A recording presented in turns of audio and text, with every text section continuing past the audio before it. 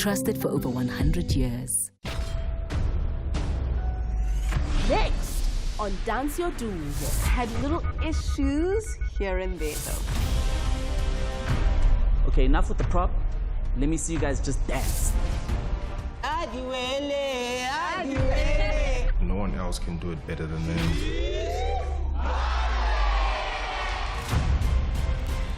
Dance Your Doom this Sunday at 6 p.m. on SABC1 Mzansi for sure.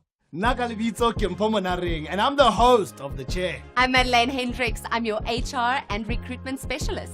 The Chair is a show that was created to educate South Africa on how they can better their chances of finding employment. Talk strategies, we share tips, and we put you ahead of the employment game. 4 candidates, 1 job, and 1 walks away with it. Hashtag SABC1 on lock. Catch Makoti Season 2, Monday to Wednesday, 7:30 on SABC1 Mzansi for sure. More than a view, more than a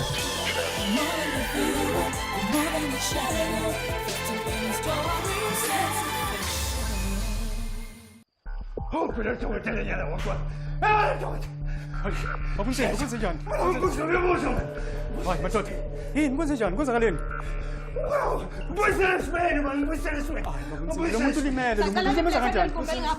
Nurse. Come on, Vika. Stay with me, Vika. Okay. Careful. Look at. Okay, Vika, competent. Tukusinda ekufeni and to more life. Yes, impilo man. Analo ukuthi ufika sekuyidlozi la khona. Yeah, ufile nje. Phantwala. Boy. Yini makwenze njani? I-producer ama-news emsebenzini ithi bekudutshula somewhere and nani nibonakale lapho. And wena kuthi udutshuliwe. Mkhuzo lento lena kulotho. Umkhuzo kuphela. Lento engizwa ukuthi kuthiwa ubulala uvika yona? Yeah, ilento ezoyenza kunoma ubani ozama ukubulala mina.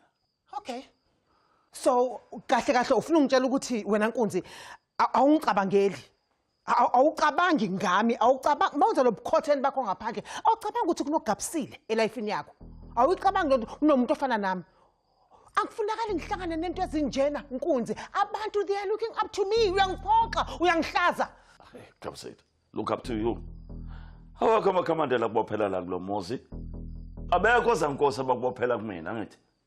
So mawukhathele kumina. The bloody goddamn door is open. Damn it.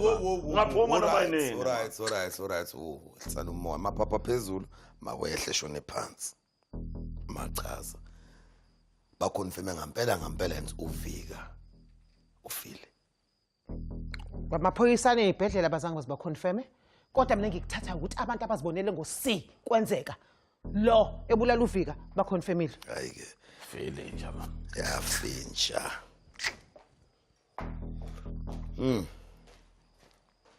To more life.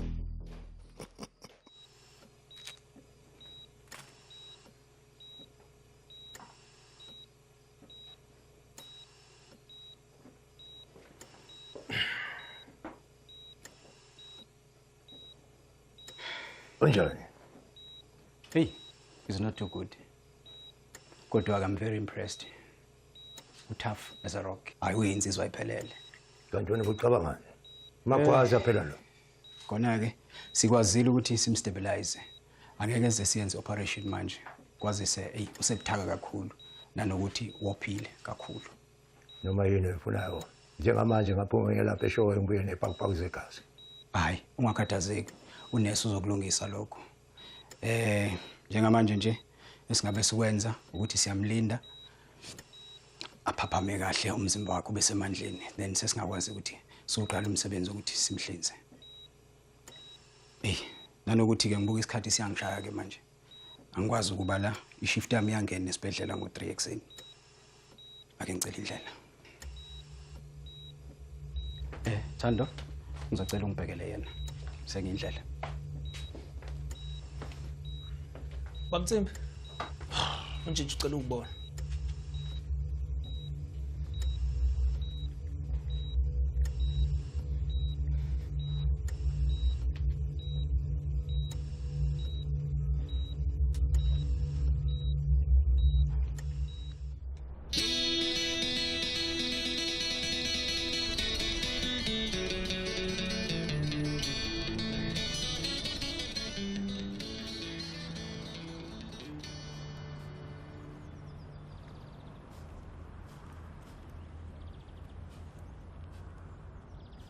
Jinji. Wena ngicela ukuthi ungenzele into eyodwa nje. Unakekele umshana wami.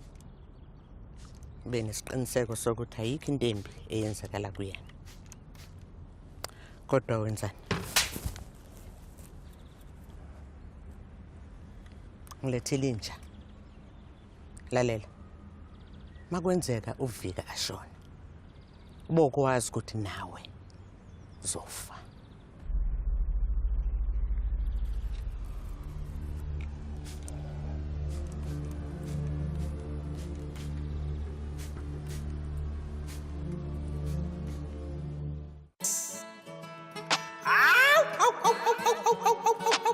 Uyabona manje ngeke nisayenza lutho yazi uNonkanga ngithethe patience ngempela ke manje. Ngokubona kwami nje uNonkanga asafuna ukuba la. Ngiyadinga impela ukwazi ukuthi yini lenza ngalaphakathi kuloya muzi. Ngizoyisola ngalokho. Kwazi ba mhlawumbe amadlozi ethu ayakuthokozela ukuthi mina nawe sazana. Kanti ngibizela izitha zami ukuthi zizombulala wayi.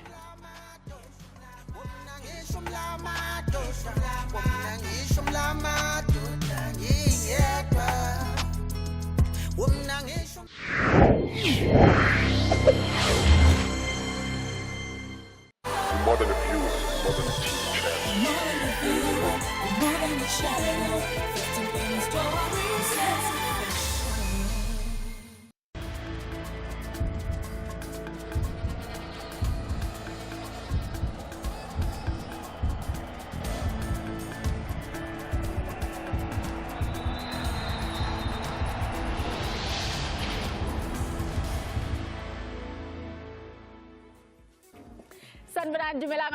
A very good afternoon to you. It is a Super Sunday of the Hollywood Bets Super League. JVW, the Blue Diamonds, who are playing in their second season of the Hollywood Bets Super League, are taking on the Giant Slayers, the University of the Western Cape. That action is happening at the Witstara Park in Milpark.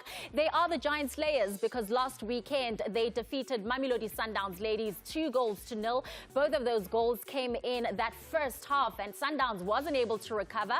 They did, though, recover earlier on today, where we saw them thrash TUT 5-1. Ngegama Xoli Wagwazonde, and we're coming to you live and direct from our Auckland Park studios right here in Johannesburg. Happy Africa Month. Happy Africa Month to our analysts here in studio, Simpiwe Dludlu kanye no Gloria Brown and Sebahle Ngoplalben. Yeah, we're from the dark continent that has all the minerals. Everybody wants to come to Africa because you know, you get the best people, the best food, cuisine. It's a good day to be African. It's a good month to be African. Proudly so. And I think it's time we celebrate and acknowledge and embrace one another. And I can't wait for when we have a currency called United States of Africa. Ooh. You know, a currency that will really set us above the European currencies and all of that. Why not? We have the minerals, as mentioned by Coach.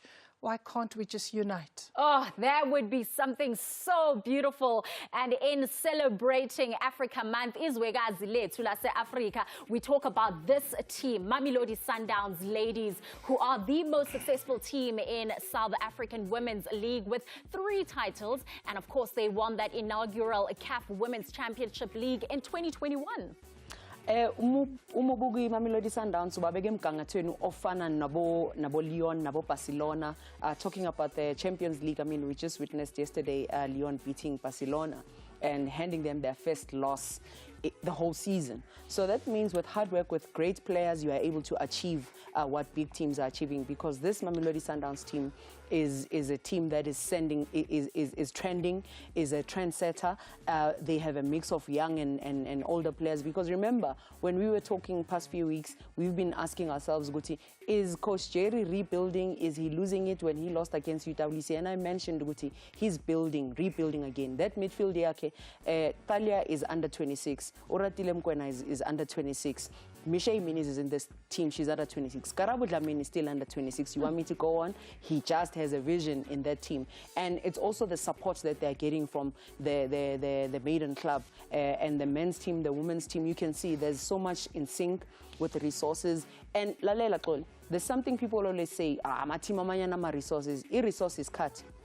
More than anything. Imali and everything else will come later on. But if we all have 24 hours to build and make sure we bring the best, do that. Absolutely. And of course, another player that we need to celebrate in Africa Month is undoubtedly Portia Bashin Modise, who was named the player of the championship at the 2006 Women's African Football Championships. And she represented this country's national team at the 2012 London Olympics. She became the first African player to score 102 international goals. Gloria Brown.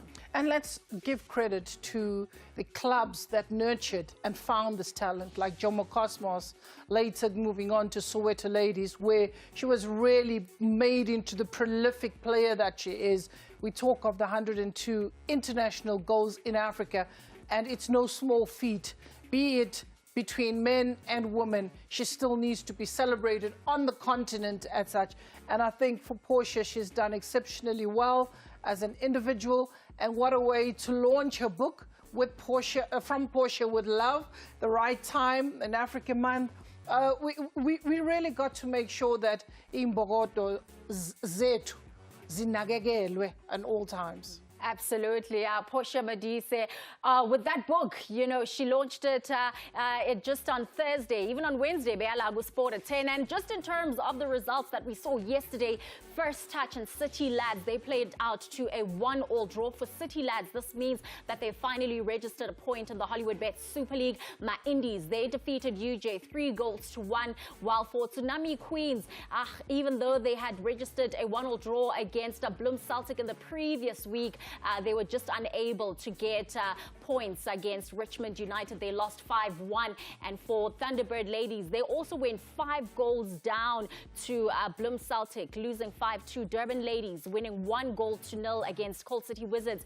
And of course, Vasco da Gama, the newcomers, they won 2-1 against Golden Ladies. This was their second victory of the season. And earlier on, Mamelodi Sundowns, they beat ETUT 5-1. And we take a look now at that bottom of the league in terms of the last 8. It is just Tsunami Queen, City Lads and Golden Ladies that have a solitary point each. ETUT, they really had an opportunity to go to the top of the log.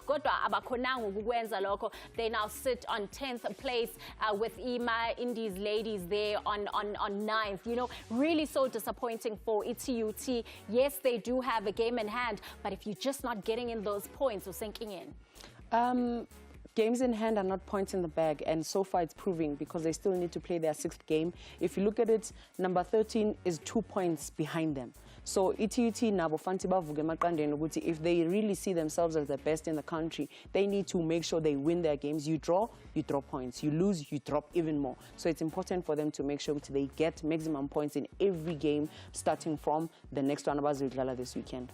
And of course, for Richmond, that 5-1 victory that they registered against Tsunami, it was really brilliant. Tumajia scoring a hat-trick, Simpson with a brace, which leaves them on 4th. But now we've seen a change there, Gloria, in the top. JVW were at the top. Siqala namhlanje Ilanga. Yes, they're still the only team with the 100% win record, but they now find themselves on 2nd, and that's only because of that goal difference.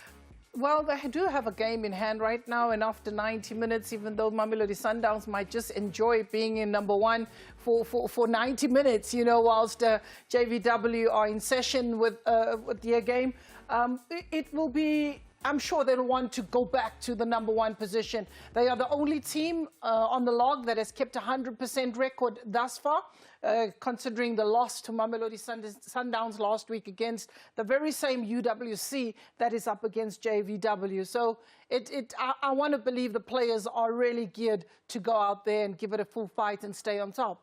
And the big question is, can JVW maintain that 100% win record? Let's take you now to the Wits Starrick Park, where Vusiwe Ngobo is standing by with the scene setter.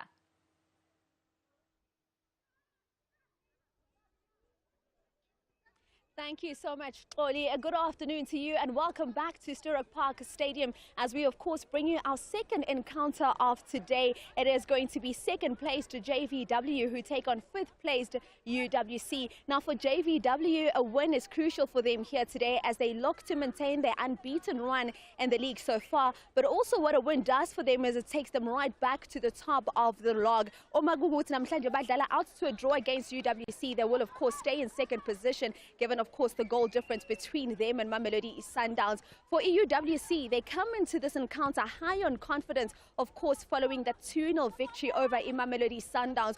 Coach Tina Sonke making no changes to her starting 11, believing that players should be rewarded for a job well done against the defending champions last week.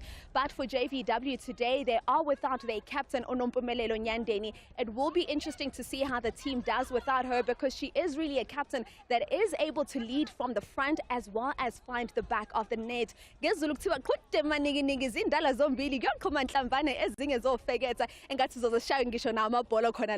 On that note, we take it back to you, Xoli, and the rest of the team in studio. I love how Umusiwe was ducking and diving there. It's really going to be a very interesting one. Let's take a quick ad break. Umas Muyage will hear from both the coaches ahead of this pulsating encounter.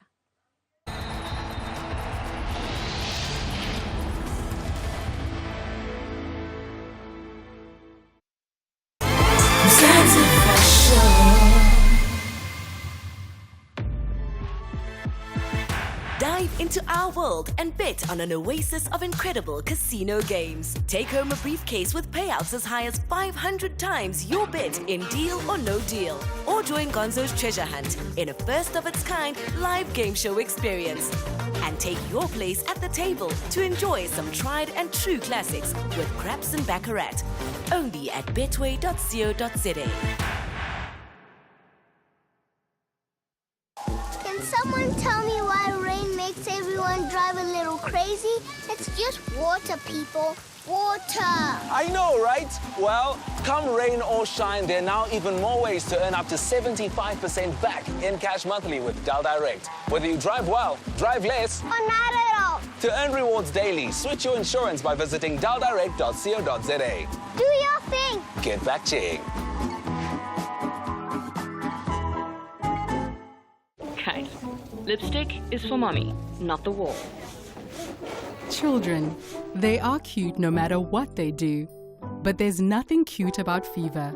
Calpol starts to work on fever in just 15 minutes. Trust Calpol to work on fevers fast to bring back their cute smiles. Now here's a deal to sweeten your day. Get our delicious homestyle donut and short filter coffee for only 20 Rand. McCafe, great coffee, simple. Genesis proved its extraordinary cleaning power over 17 years. Introducing the new Genesis Hydrovac Extreme 2, a European-manufactured ultimate total home cleaner with a unique water filtration system that traps and removes all the dust and dirt to release fresh, clean air. Its unbelievable 22 kPa suction power is further enhanced with this turbo brush. You can also wash and dry tiles or clean wooden floors in seconds. Deep clean carpets quickly and easily, and remove dust mites from mattresses and other furniture. Get the new Genesis from your nearest Verimark store.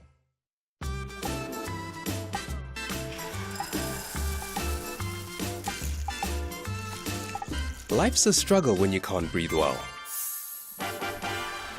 Fortunately, Otrivin unblocks in 2 minutes and helps you breathe better for up to 10 hours so you can have a better day and a better night. Breathe your best with Otrivin. Also available in Otrivin Seawater with aloe vera.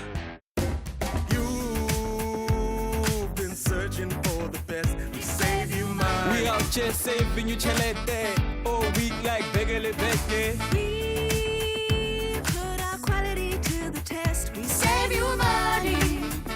Lowest prices guaranteed. Get a Defy 8kg twin tub, now only 2599, or a Restonic Symphony Queen base set for 3999. Only at OK Furniture.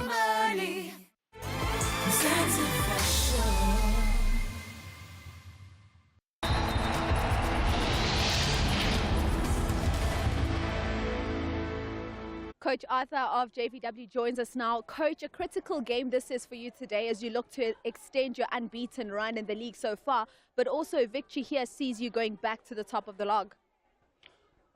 Yes, for us, we'll take game by game. To be honest, we've never gotten ahead of ourselves. We always take it calm, game by game, and today is another one. We are aware of UWC. We know what they can do. They beat us both home and away last year. They beat the Sundowns. Of course, their spirit and confidence is very high, higher than ours. But one thing I can promise you is that we are here to play, and we are here to play to win. Of course, that's the new coach for JVW coming in for Coach Kira Pico from last season, and this is the starting 11 that we'll be expecting. Definitely, and by looking at this team, there's quite a number of defenders in the side, and perhaps coach looking at it and saying perhaps a 4-5-1. In the midfield, you've got Alosha Tobagele, maybe Janine also pushing into the midfield, where she'll be able to stabilize this team and try and block a UWC youthful side. And up front, Martha, who's scoring quite a lot of goals, could be the lone striker. Izzy and Gabby on the left and the right-hand side, respectively. And one would be hoping that Kaylin Swart, who's really dominated this season and kept 4 clean sheets, she'll continue to make sure she protects her goal mouth. And glaring absences there from the likes of Bunyandeni, no Mamelo. I wonder what sort of an impact that's going to have on their playing today. I think it shows the diversity of the team.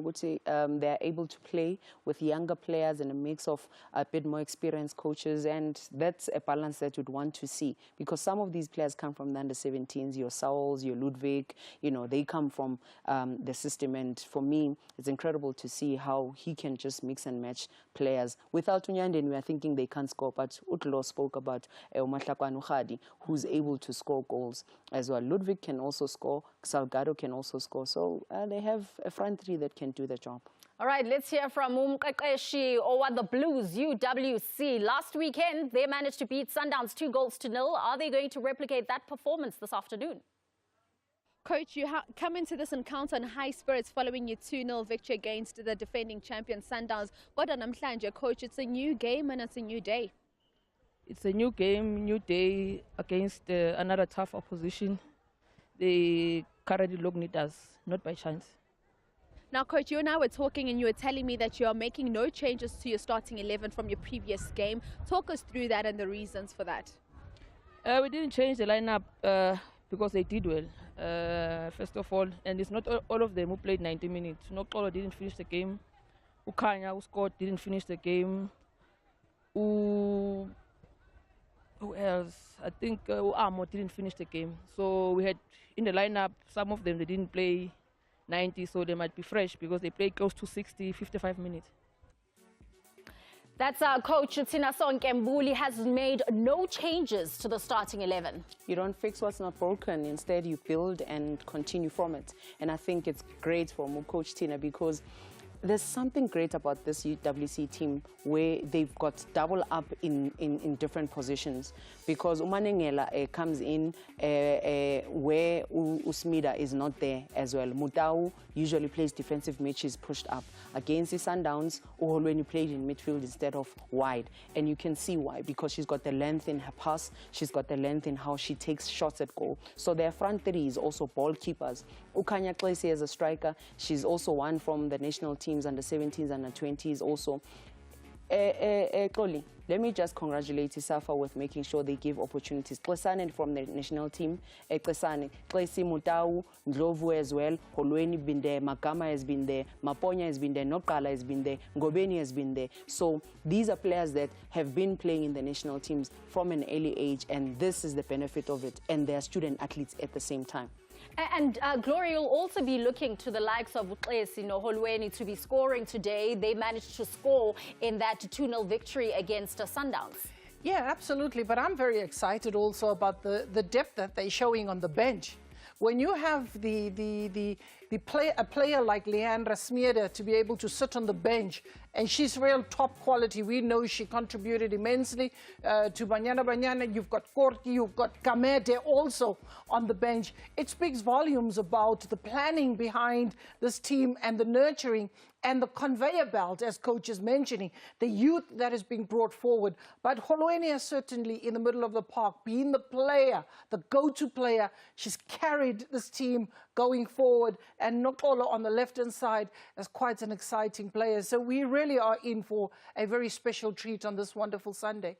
And the one thing that we do know for sure is that on the 2 occasions that these teams have met, UWC have managed to defeat JVW 3-1 on both occasions. So maybe things are going to be able to change around this afternoon for the Blue Diamonds, or maybe it will be UWC that continue with that winning streak. Let's take a short ad break. Uma sibuya, siyale events, ngoba the first half is about to ensue.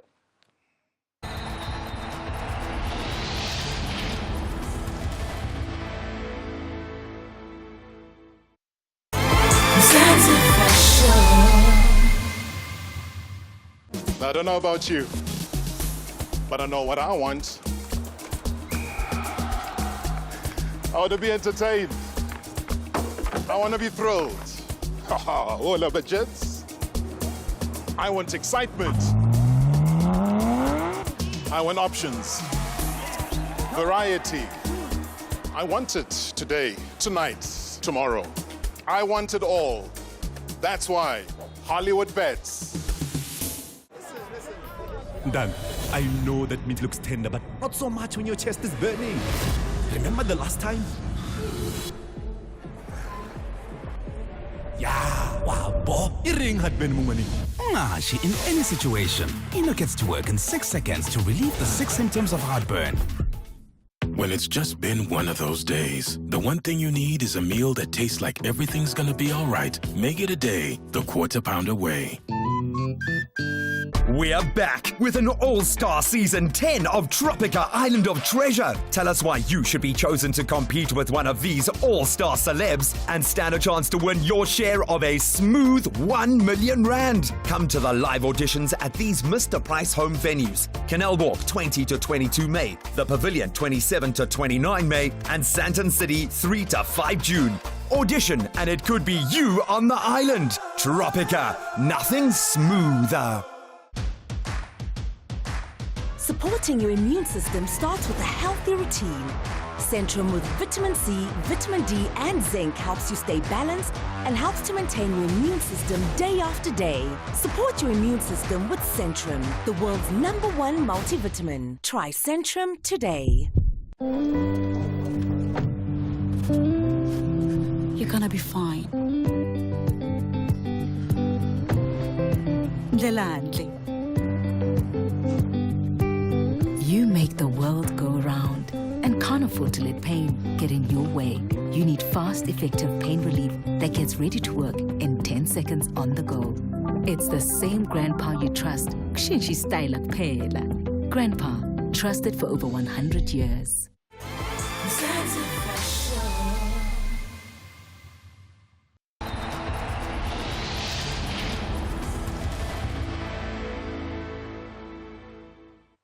Welcome back. It is match week 6 of the Hollywood Bets Super League. JVW, who have a 100% win record, are taking on the Giant Slayers UWC. The kickoff is in about 10 minutes time. But before we go through to Wits, ukubona lo mdlalo, ngifuna ukwazi kunini ukuthi ubani ozonqoba namhlanje. Siqale ngawe Gloria. UWC, or is it going to be JVW? On paper, we've seen UWC perform very well. Beat Sundowns last week. It's kind of an expectation that they should get over the line today. They've also, on a head-to-head, beaten JVW on 2 occasions, this being the 3rd meeting. So I'd want to say UWC will win this match by 3 goals to 2. Wow. Okay. UWC taking the victory. Aren't they maybe a little too confident coming into this encounter? Are you feeling, Oguti, they can still do what they did against Sundowns last weekend? The only way for us to answer that question is if they make sure they apply their tactics to the T. They don't become pompous, they become tactically disciplined, then they'll be able to get maximum results against JVW. And when I'm looking at JVW, they are a dark horse. uzongibamba ngesandla ngoNovember. They are a dark horse because they just go and play all out. With that said, on paper, I'm giving it to JVW because they've only conceded 2 goals so far and scored 19. So that means they are able to shut the back door and score goals. So I'll even the playing field and give it to JVW. You know what? That's the one thing that I love, when we have our panel divided, and that is what we've seen now. Gloria saying UWC are going to walk away with it, 3-2. JVW, they are going to come out victorious with the maximum 3 points. Agege simanje siye eVetstarek Park, where the action is going to be happening at Mill Park, just a few kilometers away from us. Utulimi and Nospiwe Mkonza are standing by in commentary for the first half. UWC versus JVW.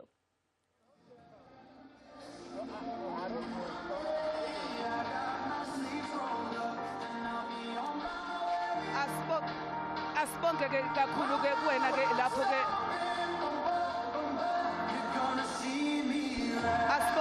asibonge ke kakhulu ke lapho ke e-studio ke kuwena ke Xoli Gloria ke kanjalo ke naye ke laphana ke uSimphiwe Dludu asimbingelele ke simamkele ke umukeli ke ekhaya ku SABC1 Mzansi for sure thina ke sila eSturoke Park Stadium eMid Park la kudlala khona ke iJVW abahamba phambili ke bahlezi ke laphana ke siqongweni sayo ke ilogi yeHollywood Bet Super League badlala ke neqembu iUWC elenzeke imanga ebengalindele umuntu ke emidlalweni ke odlule laphana ke eCape Town ngesikhathi ke bebhaxabula kabuhlungu ke laphana ke iSundowns ngo2-0.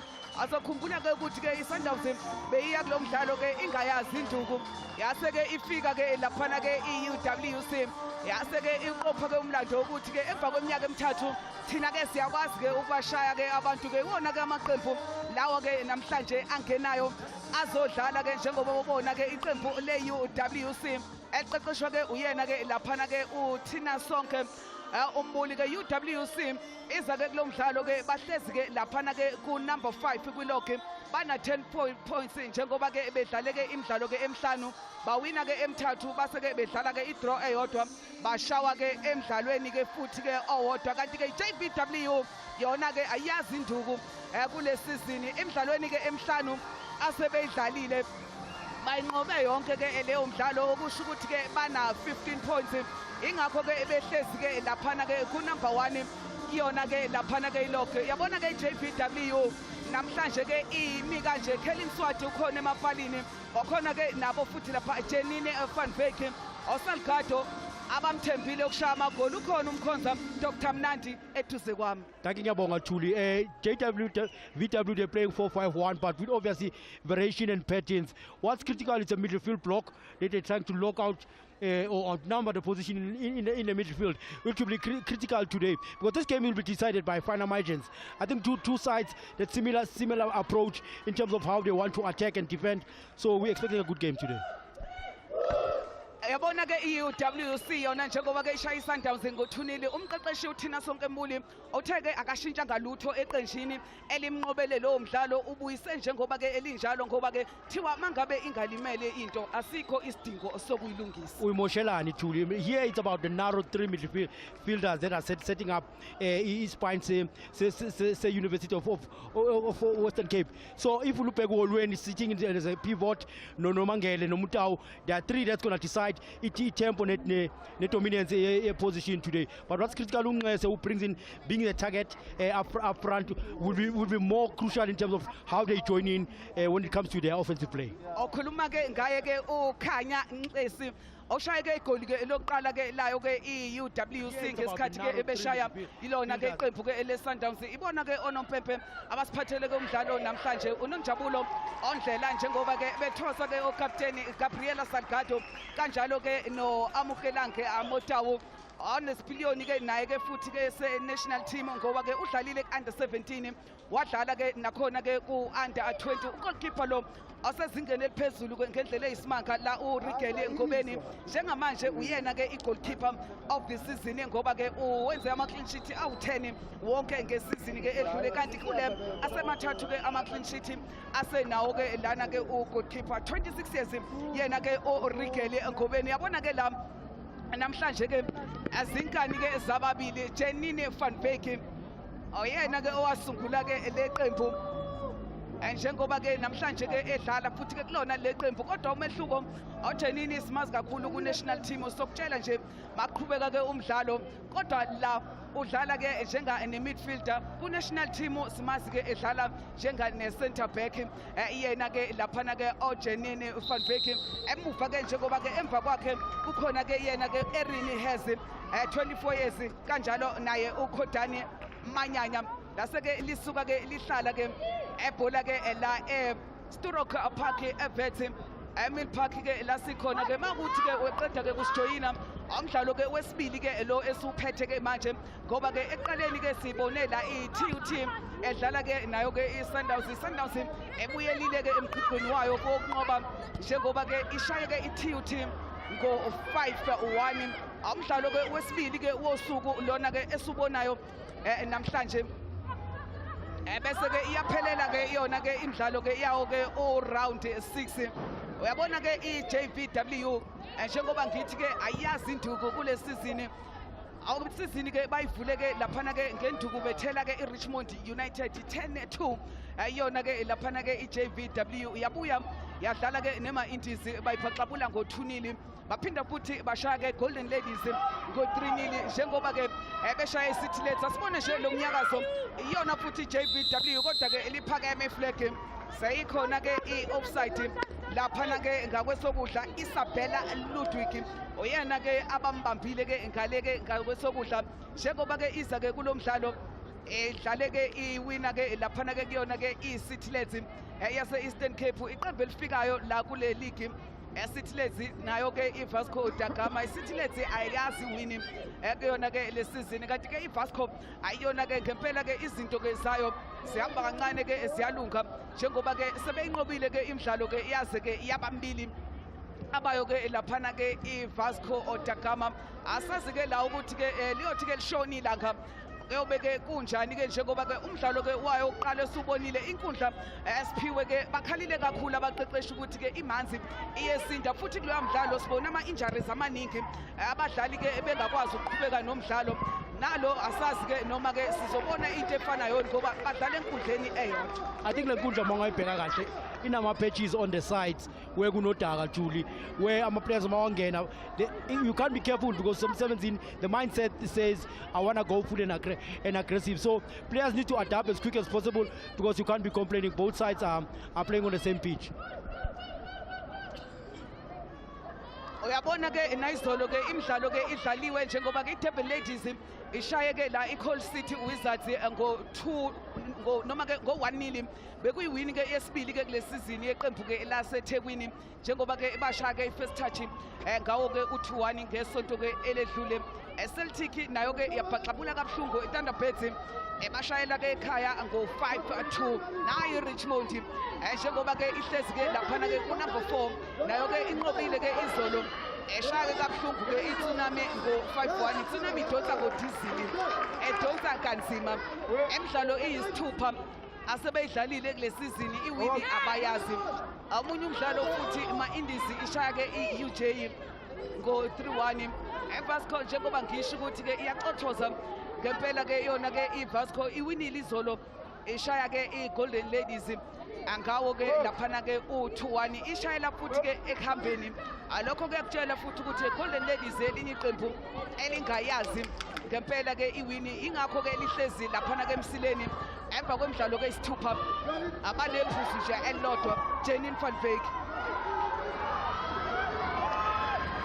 abafuna ke uMata amahlawula abangamthola ke yena ke omahlawula ebhola ke laseke liphumela ke ngaphandle kuthiwa ke abaliphose ubona ole wemi kahle bayaphosa abanikeza yena amahlawula aSimeon Sauls 16 years iphela nje laphana ke Simeon ngene boxini lapha Simeon kodwa ke yasikhapha ke idefense omuhle umsebenzi kaSimeon.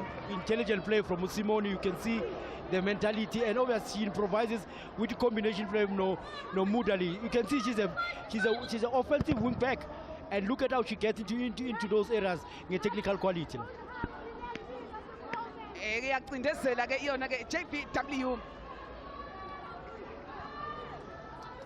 eyacindezela ke iJVW ithola ke i-free kick. Namhlanje ibhande ke eliphethwe ke uGabriela Salgado oshilo komqeqeshi ukuthi ke akekho namhlanje ke umdlali wabo ke obashayela amagoli anomphumelelo onyandeni uyena futhi ke ukapteni ke wale qembu uthi ke ulimele.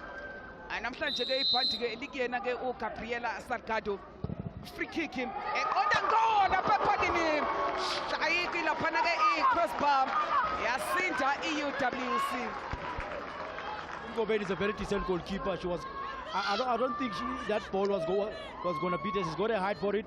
You can say she's got it undercover. But again, we talk about the technical quality from Salgado. You'll see more of these things. Gula standard situation. Both sets of players are thinking good to direct when it comes to standard situation. Ebola ke elokuqala ke lifika ke emapalini ayo ke i-UWC iza nje kulomdlalo okusethemba kuphezulu. Ngempela ke njengoba ke yenze ke okukhulu ke ngesonto ledlule. Umdlalo ke wayo ke neSundowns iyashintsha vele seyihamba phambili. Angawo ke uthunile ikho lokuqala lashawa ke uKhanya Xesi. Oyena namhlanje futhi ke abagadla ke ngaye laphana ke phambili.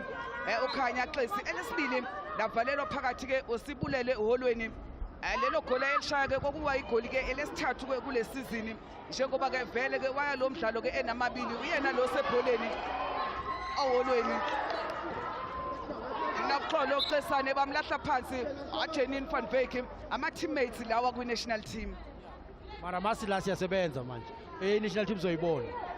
A free kick at 22 years ozalelwe lapha ke eGugulethu.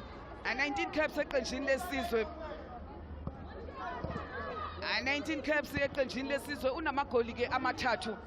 Yena ke unoxolo uCesane. Alona Themba Mhlongo waseMaritzburg. UWC imsayine kuyona ke le season ke imthatha kulona iqembu le Durban Ladies. Olona Themba Mhlongo. I throw in Robin Sibulele eholweni at 21 years. Yena ke uSibulele eholweni.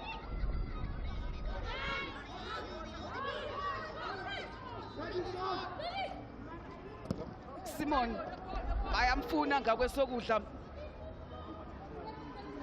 abamtholi kodwa ke akaliphose ke elebhola ke Simon Sauls 16 years.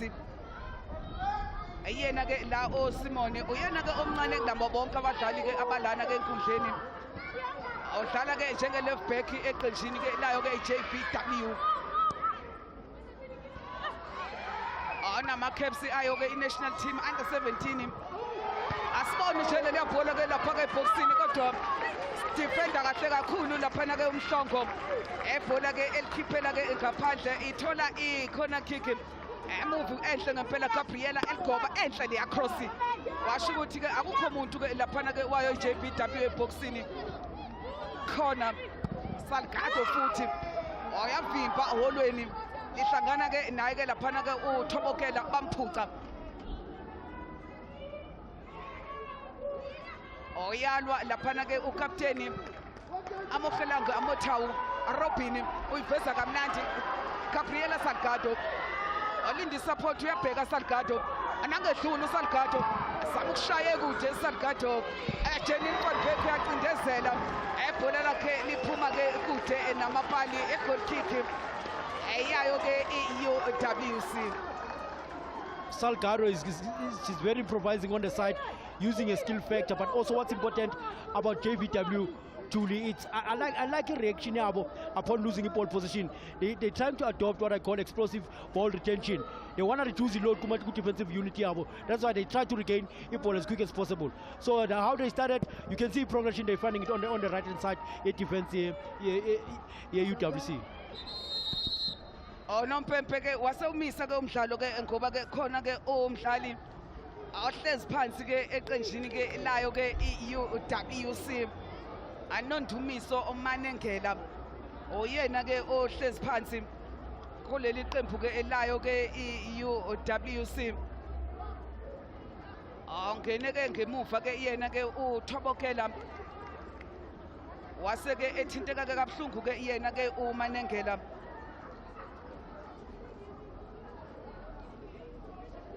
Umqeqeshi la u-Adam owayo-ke i-UWC.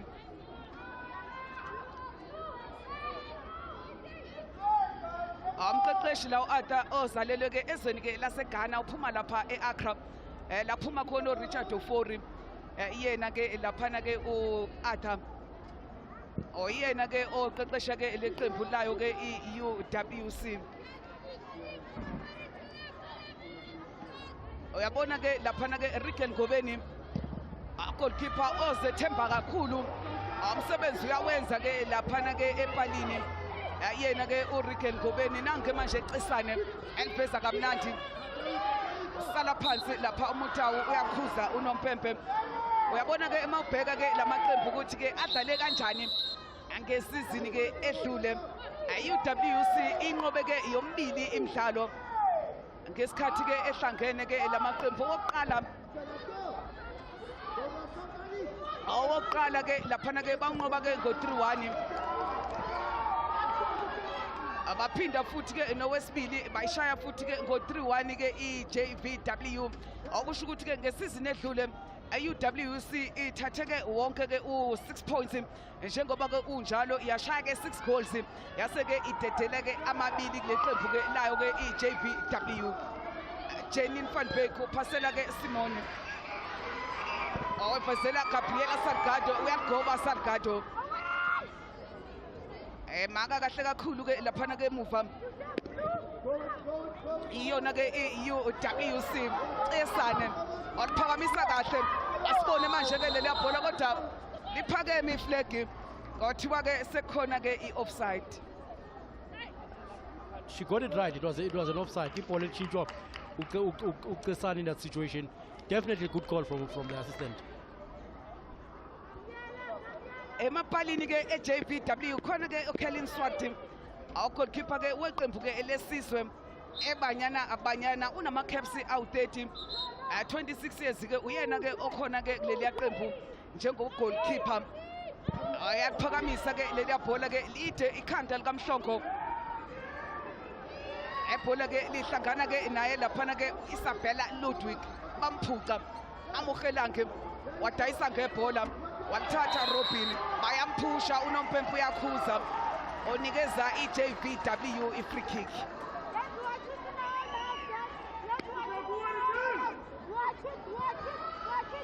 Free kick eqondene nje namapali. Alusha Thobokela uyena-ke ophezu kwebhola. Layo-ke i-JVW isikhathi sokulungisa udonga manje laphana-ke ku-goalkeeper uRigeli Ngobeni. Isikhathi-ke sokuthi-ke alungise e-defense-ke yakhe. Yena-ke uRigeli Ngobeni nange manje Thobokela uyayishaya iqonda ngqo lapha e-goalkeeper. Uyayibamba kodwa nje ayimhluphi nakancane-ke yena-ke la uRigeli Ngobeni. Awubheke nje olisusa kamnandi kanjani-ke uNgobeni. Amokhelang Mutawu uyalibiza uCesane bamnika waphasela izitha. Waphasela-ke laphana-ke Khodani Manyana. Wathatha futhi-ke Cesane sala phansi. Nompempe uthi-ke alibekwe phansi ibhola kube-ke i-free kick etholwa i-UWC. I like the discipline between the two sides. I mean, they sort of setting up pressing actions with close defensive connections in order not to give the space or the passing lanes very easily. So sometimes when the play is not, it's not vertical, they are forced to play horizontally. Base-ke beyidlala-ke iyona-ke leya free kick. Nompempe-ke nangethi-ke ayiqalwe phansi. Awuthi-ke ayiqalwe phansi-ke iyona-ke leya free kick.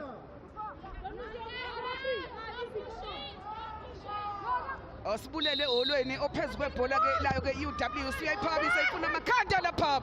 Wayaphuma ugoalkeeper. Yabuya futhi i-UWC Nondumiso uManengela. Alwemuva manje Mhlakaza Mutawu Janine van Beek uyabhimba. bayalungisa ke manje ke iyona ke JBW Esabella Ludwig ngakwesokudla Erin has amanyanya uyabheka ngonyawo lesinxele uyibeka lapha akuRobin nangeyivala naye base bemphazamisa kodwa ke ibhola ke alangaphuma nangezabalaza lapha ke South iyahlehla ke futhi ke iJVW bashintsha inkundla manje baya ngale ngakwesokudla khona uSisanda Madlala abasebelahla ibhola lithathwa manje ke captain Amotawu ke nanke manje uyaliphetha lapha elihle ishoti kodwa ke walibamba wathula nalo goalkeeper uSwart. We're in for a good afternoon, Julie. Battle Cesane no Souls is going to be interesting because Cesane look energetic. She's brave when it comes to 1v1 versus Nausolu's offensive from time to time, but she knows how to do primary job. So we're in for a good afternoon, especially Cesane no Souls. Salgado ngawesokunxele ufuna ukungena ngenkane eboxini Salgado nawo libhola ke liphumela ke ngaphandle othiwa ke akube ke igoal kick Salgado onamagoli ke ngempela ke amane asibone nje le free kick ale yakhe ke uthobokela kodwa ke uyibambile ke yathula nje yena ke uRigeli Ngobeni ayimhluphanga nje nakancane ayena ke laphana ke uNgobeni base center manje ke JBW abebefuna ke yena ke Salgado. We're excited Julie with the fact that I like what the coaches are doing. The game now is played under 3 seconds, receiving and passing. So science is telling the game is improving with the speed and passing and receiving. So ladies understand they play under 3 seconds and now speed up the process of being in offensive play. And njengoba ke ubona ke lapha UWC abakutshela ukuthi ke badlale 5 games amawini mathathu draw iyodwa ilose eyodwa bana 10 points ebona ke abayo ke UWC Alusha Athobokela wabathathela uCesane jika kamnandi Cesane onikeza kamnandi futhi ke Motawu base ke behlehla manje ke baya lapha ke kuba bamhlakaza lona Themba Mhlongo hayi manje ke yabona ke yaphaselana yabonani UWC bangena ke wonke ama channels afikile emagama ngalena ke ngakwesokunxele 20 years owase Stellenbosch anaye futhi ke unama caps under 17 naka under 20 yabona nje namhlanje kulo mdlalo ke maningi ama internationals obhekeke le yaphasi ngakwesokunxele ifuna uFiona naba bemlahla phansi onompempe uthulile abamenzanga lutho ngokusho kwanompempe liyabuya ibhola ke libuya neUWC Ludwig afuna Van Beek bamthola uJenini nangeyiphasa kamnandi eJenini Robin Salgado phakamisa amehlo Salgado alaselonakala ke ibhola alibuya manje ke nake lapha noNdumiso amanengela 24 years waseGugulethu yabona manje amaqembu amabili axhamazela bese kube namapasses amaningi aronke umuntu athi uphasela wangakubo kodwa uphasela It is because of being hurried on the ball. Immediately, babamba ibhola, Julie. You look at the speed of how they try to press to make sure the player doesn't find a potential outlet or find a potential option. So both teams are eliminating each other with regards to they try to press each other immediately after losing possession. Amohelange lana ke ukapteni bayamkhuza kuthiwa ke alibekwe phansi ibhola nanke lana ke uCesane owaseGugulethu uyabona unama caps under 17 under 20 afuthi ke usedlalile ke naseqenjini ke lesizwe njengoba ngikutshelile ukuthi ke unama caps awu19 ngiyamkhumbula lapha ngeKhosafa akhaphu ke wayekhona ke eqenjini ke layo ke ibanyana umgogodla obheka iphasi yakhe yinhle kanjani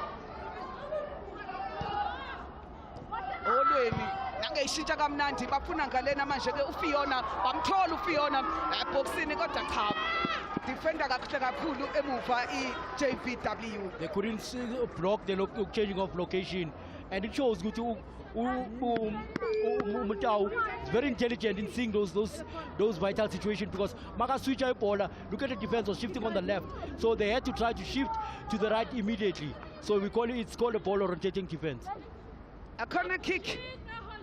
Eyoqala ngapha kuyona ke UWC neJVW inayo ke i-corner kick. Ayodwa njengoba ke ebeyiphakamisa ekhanda ke lakhe laphana ke uLonathemba Mhlongo. Yabona ke mangibheka nje abadlali ke abasha abasayino ke uthina sonke umbuli ababili kule qembu bayadlala namhlanje baphuma ke khona ke eKZN. Ngibona ke la uNtomfikile uNdlovu bambiza ke ngoFiona obedlalela ke iqembu ke ekuthiwa ke iSunflower lidlala ke kuSasoli laphana ke eThekwini bese kuba khona iCenter back yaseMaritzburg kwaSwayimane uLonathemba Mhlongo yena ke bamthatha eqenjini ke layo ke iDurban Ladies Cesane isikhona iskili lapha kuCesane sikhona iskili laphana ke Cesane ijubane likhona futhi awumdlali nje ophelela kashodi ngalutho yingakho nje ngingamangali ke njalo ke amangabe kumenyezelwa ke iqembu ke lesizwe ke elibakhona and not isco ebhodini esikhona anongqala i-right back yayo ke iyona ke i-UWC awuzalele laphana ke iGqeberha 21 years yena ke uNongqala banikeza futhi uCesane libuyela kuNongqala awumadoda olweni nayi idlala ngamehlo iJVW omhlongo manje abangale ngakwesokunxele manje ke bafuna lapha awunondumiso uManengela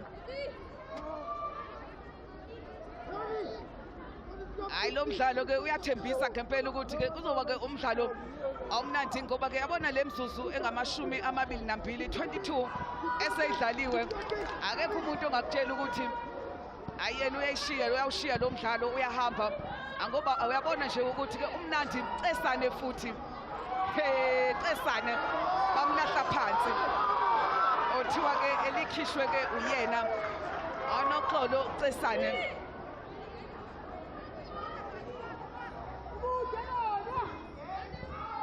awolweni bathatha manje ibhola ke bakubuyisela kuyena Cesane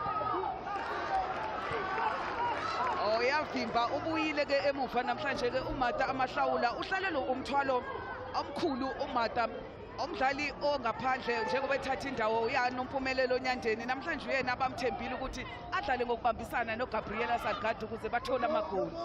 I think if you pick Mpumi Nyandeni plays more advanced role, very intelligent to link up the play, so they're expecting Naiguti to join, to come and help in terms of defending, but also giving a full license to be offensive. Afikile Magama ngakwesokunxele odlala ke njenge left back kulona ke leqembu alakhe laphana ke uthina sonke ambuli awumike ngenyawo ke yena ke umbuli ithrow in awumagama owase Stellenbosch ala ezalwa khona nani manje libuya ke enoholweni shy winning goal emdlalweni odlule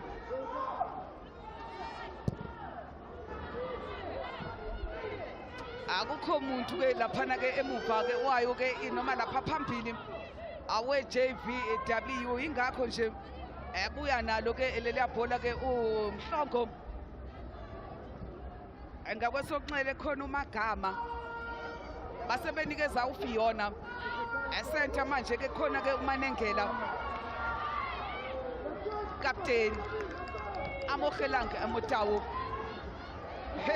nangu manje sibake enkingeni omhlakaza nangu Salgado eboxini akodwa wasesebenza futhi yazi umuntu wakamgcina ukuthi angafiki ebholeni wenza lento ethi ilungiso I mean, she gave it away in the wrong area.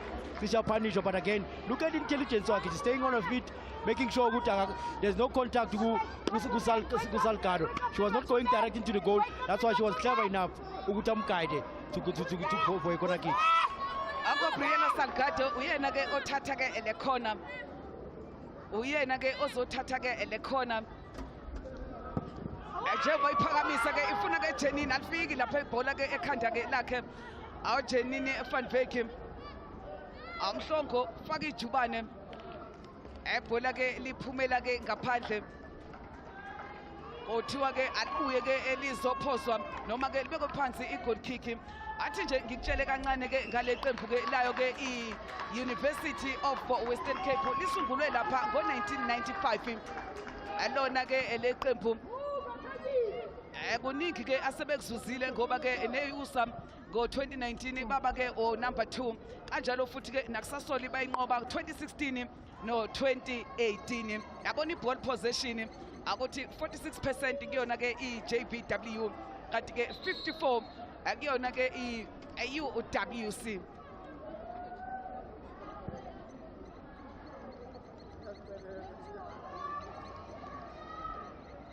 Not UWC, not ayona ke laphana ke i-JVW. Emuva manje Erin has ona 24 years ke yena ke laphana ke u-Erin has aholweni awunikeza ke laphana ke uFiona Ndlovu. Fiona ngakwesokunxele bafuna umagama bayamthola labuyela kuyena futhi ke uFiona akanayo support asibone nje cele kwe-18 Fiona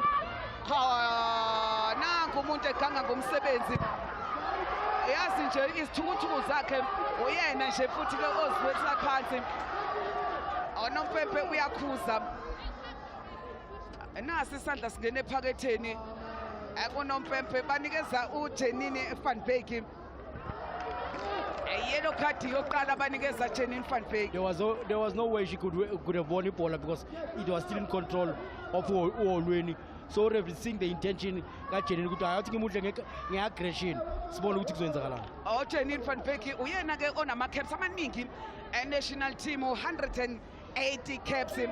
Yena futhi ke uyena ukapteni njengamanje ke uweqembu ke elesizwe kanti ke uyena wasungula ke leqembu le-JVW ngo-2012.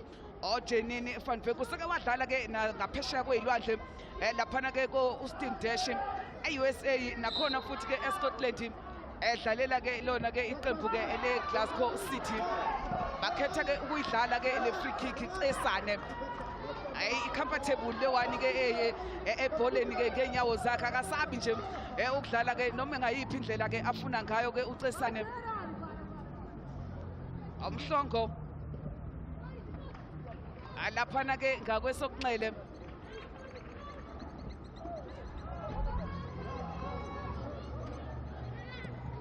goalkeeper naye ke uyadlala unikeza ke umhlakazo cishe nje wenza iphutha elingenasidingo ke laphana ke umhlakaza.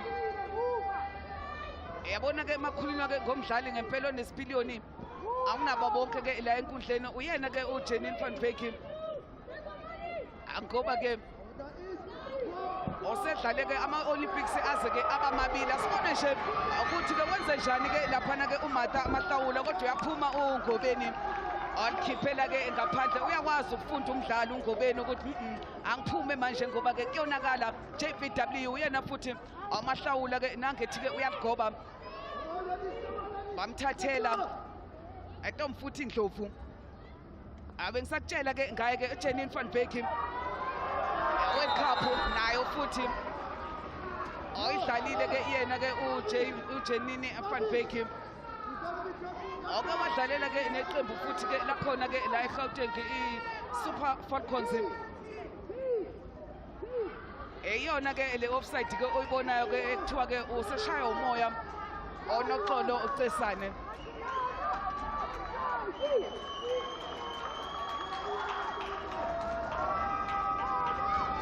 Free kick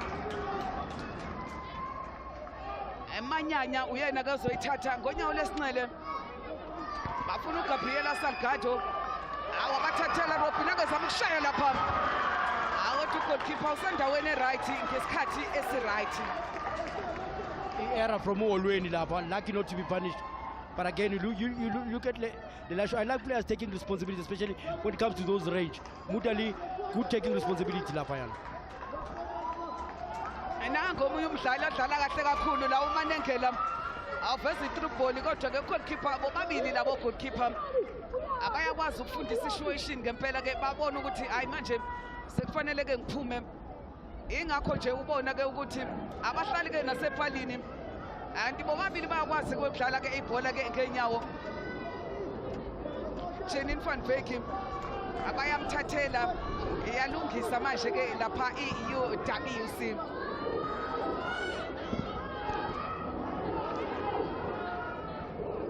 Sikhona anongqala awabadlalela ke iqembu ke layo ke iCity Lets njengoba ke esedlalela ke iyona ke la i-UWC ade dlalela ke iCity Lets ke isadlala ke laphana ke kuyona ke isasoli obekhona ke lapha ama-championships eThekwini ngesikhathi ke iCity Lets ikhushulela kusona lesigaba ke nayo ke iVasco da Gama obhekele ya-10 base ke bemdlala kabi uNompempe uyakhusa.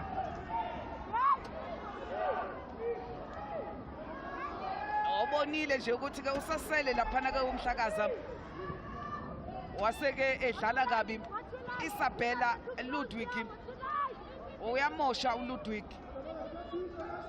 20 years ngakwesokunxele laphana ke uMagama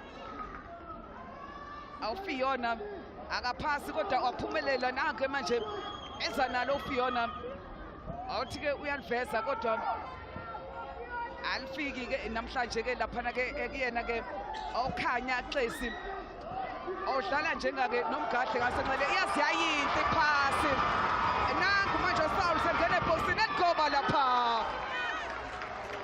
sebenza le defense yabona le 16-year-old inesibindi nangayisusa ngokusheshsha futhi ke le yakhona nangu uSalgado eqeda ngomuntu cross kaSalgado oyavimba umhlongo emuva. Le exchange kaSaul noCesane izoba mnandi kakhulu because uSalgado is very intelligent. She inverts inside from time to time to allow uSaul to occupy the wide area. So they need to find to guard that overload. It's very important for JWC. Nanke manje ke uXesi ulinde ke isupport him. Ifika ke naye ke uFiona labuyela kuyena futhi ke Fiona nange iveza ke bafuna ke Xesi uyaphuma ugoalkeeper awuphuma kufanele kodwa uyabona ukuthi ube ngabaza uthi akaphume uthi akangaphumi yena ke uSwat. It's all about timing. When you come out for this situation, goalkeeper needs to be clever coming out because if you're not going to come out and claim, you're going to be punished. Yena ke laphana ke ugoalkeeper 26 years aweqembu ke elesizwe kuthiwa ke sekukhona futhi ke i-offside uyena ke laphana ke noxolo Cesane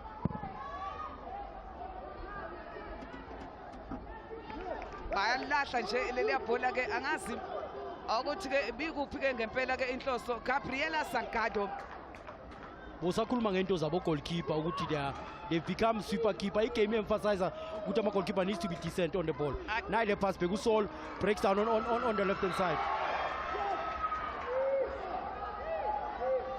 So bengisasho Thuli ukuthi ama goalkeeper needs to be they need to have high influential goalkeeping actions. Igame say emphasize ama goalkeeper needs to be able to be decent on the ball. It's not just about diving, it's also about being a super keeper, controlling the space behind the defensive line. Ethola ke free kick lapha amaphathi nje nenkundla amanyana uyena ke ozoyithatha udlala ngo left uyabona nje ufuna ukuyishaya laphana ke ebhalini beyinhle yona kodwa ke yaseke iphakama nje kakhulu ke leya free kick yakhe ke umanyanya yabona ke mangabe ke shaya ke ibhola kanje ngikhumbula lapha eCape Town la sabona khona ke amagoli ke amahle ngikhumbula nje enye eyashawa ke uNkuna ngesikhathi ke bedlala ke nayo ke laphana ke iCeltic umdlalo waphela ke ngo 2-2 amahle ka ama free kick wabuya noNdimeni futhi ke wavalela ke elihle Cesane walivala wabuya nalo lena ke Cesane asayibambile ugodlile Cesane lesuka Cesane ke liya ke laphana ke kuholweni base benikeza ke uFiona Fiona kodwa ke uyaganga anange edlula ke laphana ke Ludwig hayi kodwa ke ibhola ke lakhe ke uLudwig alibahluphi ke abayo ke laphana ke IUWC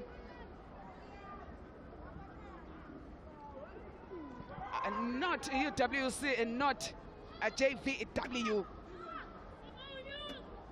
asazi ke ukuthi ke okwenzeke ngesizini edlule wasazophinda yini ke okwenzeke njengoba ke IUWC ethathe ke 6 points kuyona ke iJVW ona mpempe ke nangethi ke alibuye ke lizophoswa asikhona anongqala sala phansi uJenini bamdlale kabi ke laphana ke uJenini kuthiwa ke alibekwe phansi ibhola edlalisa ke kabi ke uyena ke amuhelange amotawu yabona nje ngikutshela ukuthi ke baningi abadlali ke la maqembu amabili abadlale ku national team noma ngabe under 17 noma ngabe under 20 noma ngabe ke iyona ke iBanyana kwayena nje ugoalkeeper la uNgubeni omunye ke wabo amotawu omunye wabo afikile amagama omunye wabo awolweni usakhona ke namanje ke eqenjini ke layo ke iBanyana ngiyamkhumbula nje ngesikhathi ke iBanyana umdlalo wabo ke wokugcina ke bedlala nayo ke iNetherlands bashaya ngo-5-0 obekhona ke yena ke uSibulele uholweni anange manje ke jika kamnandi uholweni angedlula uholweni waphasa wanikeza Xesi nangeliveza kamnandi uXesi yinhle phasi kaXesi efuna lapho uCesane wafika emuva awu Erini Hesi alikhiphela ke ngaphandle leliya bhola kodwa ke belivele selikude naye uCesane. My only concern, Julie, it's a variation on the side. Ucesane, in order to get behind Usols, she needs to be not predictable. Sometimes she can play one touch, run into space. Sometimes she needs to use her skill. Sometimes she'll receive and drop, go back, and it shouldn't be like that. You see this situation again. Every time she receives the ball, she goes back because Usol is putting more pressure. So because of the skill factor, she needs to use it, but she mustn't be predictable. And not UWC and not ayona ke iJVW uyabona ball possession 44 ngapha ke kuyona ke iJVW kanti 56% kuyona ke iUWC shot on target 3 ngapha kwiJVW 1 kuyona ke iUWC. But the position is it hurting the opposition? If you look at UWC, are they hurting EJVW? Not yet. So it's important when you have people position, you need to hurt opposition. It's not having a position for the sake of having position. A free kick ngakwesokunxele enikezwa ke iyona ke iUWC njengoba ke belisusa bayazethemba olona themba. Yambona nje ushintsha kamnandi kanjani ke umdlalo. Umhlongo ufuna uzikhona enongqala. Awuzalelwe laphana ke eGqeberha alibuyela kuyena futhi ke unongqala awufuna ke ukuthi ke akuphose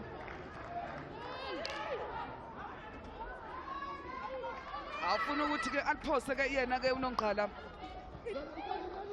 21 years nje kuphela awunenda ke unongqala ke i-right back awuholweni esenta yabona manje ushintsha uhlangothi uCesane nangiya ngale ke ngakwesokunxele bayamnika kodwa ke leliya bhola ke kuthiwa ke badlale ke seliphumele ke ngaphandle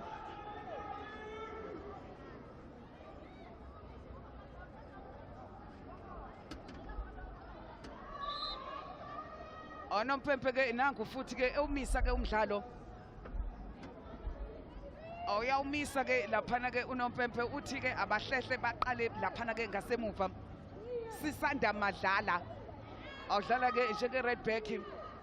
Aye JVW bafuna Salgado. Alifika ibhola kuSalgado lithola Sauls. Wafaka ijubane. Ongakwesokunxele. He nangu ke manje Sauls elidla ngesithente ushiya ke kuSalgado. Salgado ke naye angelikhipha ngaphansi komlenze Salgado. Aliphumi ke leliya bhola.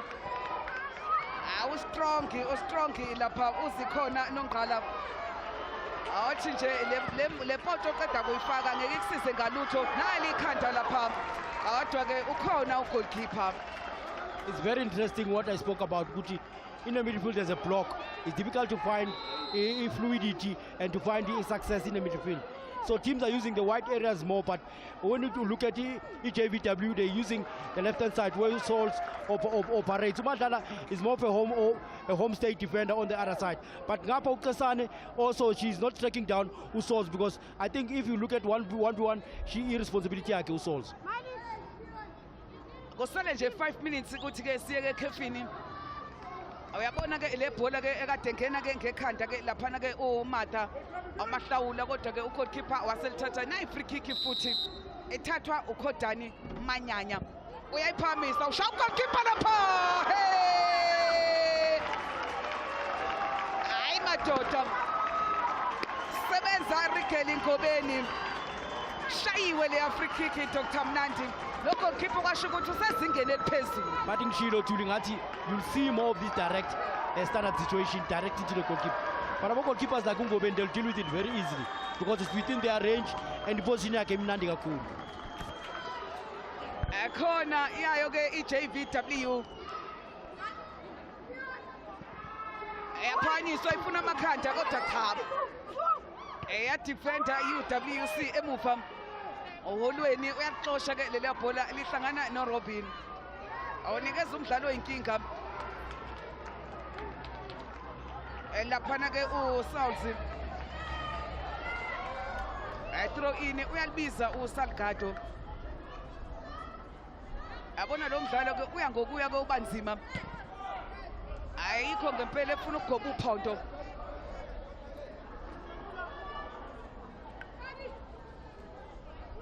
Uyaliphosa ke manje ke banikeza hayi handball le yana kanjani unompempe uyibonile. Wothiwa nje ulibambeke ngesandla ke oMahlawula. Anangu wena ngempela elibamba nje ngesandla ngoba ke bese imhlulile icontrol kulela bhola.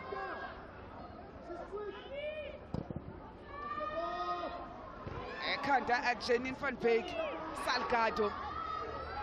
Amadoda wathatha wabuya nalo uMagama oholweni. Bafuna ke yena ke uNondumiso uManengela. Uyalibiza ngale ke uCesane bamnika.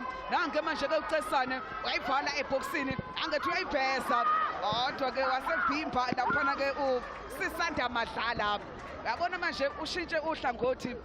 Asibone nje le throw in. Banikeza ke laphana ke uManengela. Cesane. Hey nangedlula njengene noMese nje laphana kwibhotela lapha uCesane. Nango ezenzela futhi ke noRobin phasende. Kodwa ke ugoalkeeper na kanjani leya. Oyibhekile nje ukuthi aliyeke bese ke bathi kwehlisa umoya. Ukuyi-wrap up to le half. I think the game is also sizohlukaniswa i-game of fana margins le. Sizohlukaniswa i-individual brilliance from this game or standard situation. Ama coaches need to encourage uThobekano on the side, uSauls no Salgado on the side to deal with 1v1s. And again on the other side uCesane no Magama no Kaka no Ndlovu. They need to be encouraged to deal with 1v1 because the progression is a side team. So the game a center low where there's no central progression. I think for me now is a winner individual brilliance. Uyabona ke manje sekuvele ke kwenzeka isimanga. Ukhona umlandeli osevele ke wangena ke enkundleni njengoba obona ke laphana ke ugoalkeeper uNgobeni emile nje engasuki laphana ke suse ke umdlalo. Ukhona nje umlandeli osevele ke wangena ke enkundleni. abezokuphepha ke basaphuma basamkhipha angazi ukuthi le ndoda ivelaphi kodwa ke asibone nje uSalgado ukuthi ke isombe ke soqala bedlala ke kanjani ke Salgado njengoba kade ngena ke ngakwesokunxele bemgadile ke laphana ke umhlakaza Salgado nayi ipoto Mantaba kodwa ke ayangamsiza ke ngalutho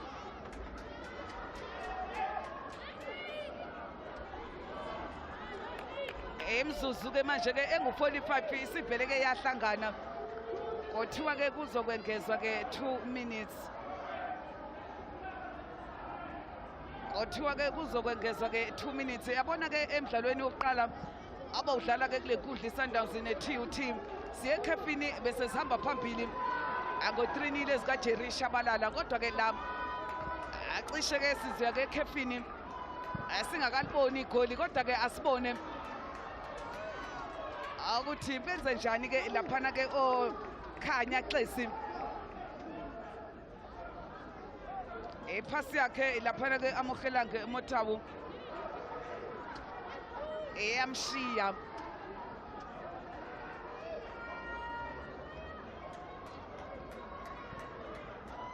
ayinondumiso uManengela hayi uyavimba ke laphana ke emuva asibone futhi ke libuya ke noholweni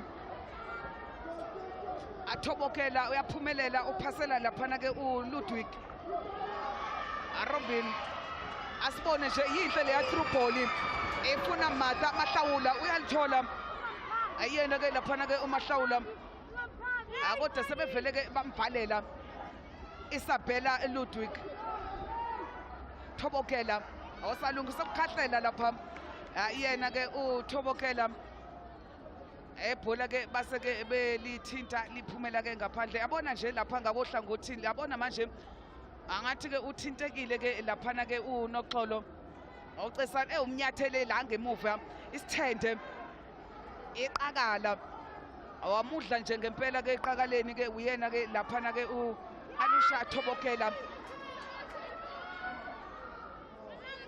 asibone ke lemzuzwana nje iyokugcina uthintekile ke ngempela ke lapha uyabona la lwahlangothi ngokwesekunxele enkundla ngempela ke ithanda ukuthi ibe inkinga emidlalweni weSundowns neTUT ama-injuries esiwabone lapha kulo hlangothi abemabi kabi namanje ke ethinteka khona kuleyo ndawo ke uNoxolo Cesane kodwa esombe ke sokuqala ke siyaphela ke la Stuttgart Park Stadium siphela ke sithi ke not EUWC not EJVW esona ke isiqiniseko ke lesi asibonayo ke lapho ke escreenini sakho sizobona ke isombe ke sesibili ukuthi ke sihamba kanjani kodwa ngaphambi kokuthi ke sihambe ke siye ke lapha ekhefini asibone nje ukuthi besithini ke inombolo yabona ama shots at goal 12 ku JVW mabili ke kuyona ke EUWC amakhona 3-1 iyodwa ke kuyona ke EUWC amacross ngapha ke kuyona ke iUWC mabili kanti ke mahlanu ekuyona ke laphana ke iJVW lawo macross amahlanu abeqhamuka kakhulu ke ngapha ke ngaseohlangothini lesinxele la kade gijima khona uJenine van Wyk noma lapha uGabriela Salgado naye ke uSouth sisigoqa kanjalo ke isombe sokuqala sithi ke not asibuyele ke laphana ke estudio.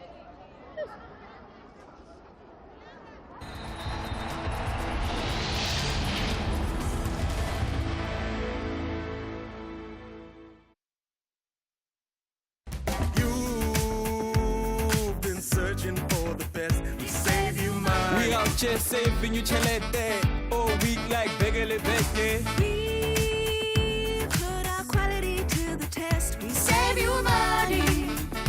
Lowest prices guaranteed. Get a Defy 8kg twin tub, now only 2599, or a Restonic Symphony Queen base set for 3999. Only at OK Furniture.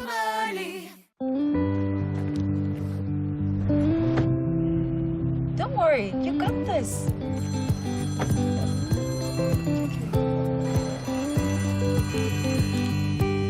You make the world go round, and Carnival afford to let pain get in your way.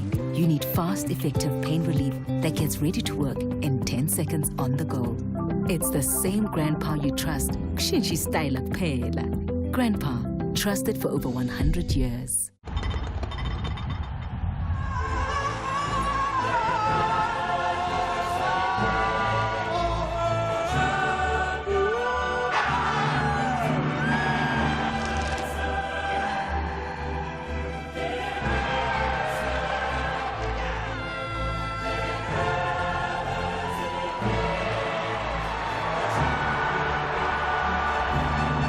Not for persons under the age of 18. Enjoy responsibly. Now here's a deal to sweeten your day.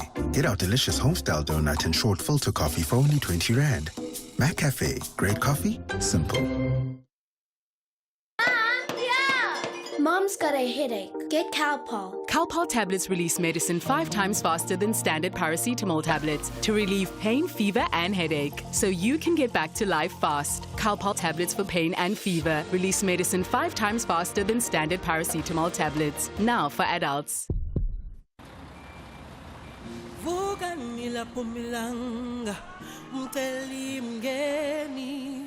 Makuiweni sokumani mpaka tupile Realize Africa burwa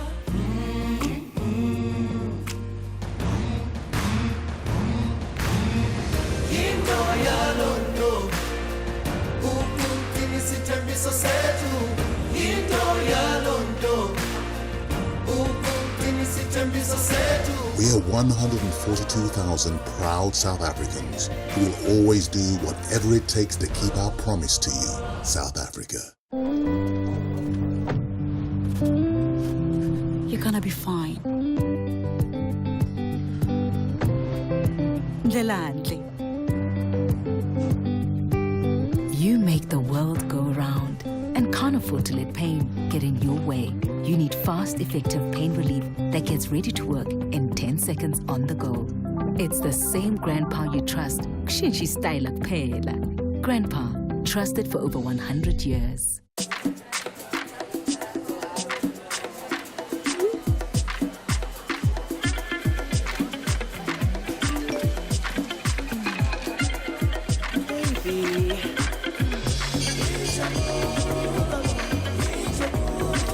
Have a Nazo me moment. Whenever, wherever. Try the delicious cheeseburger or the jalapeno chicken burger at only 29 Rand 90 for each small meal. Nazo.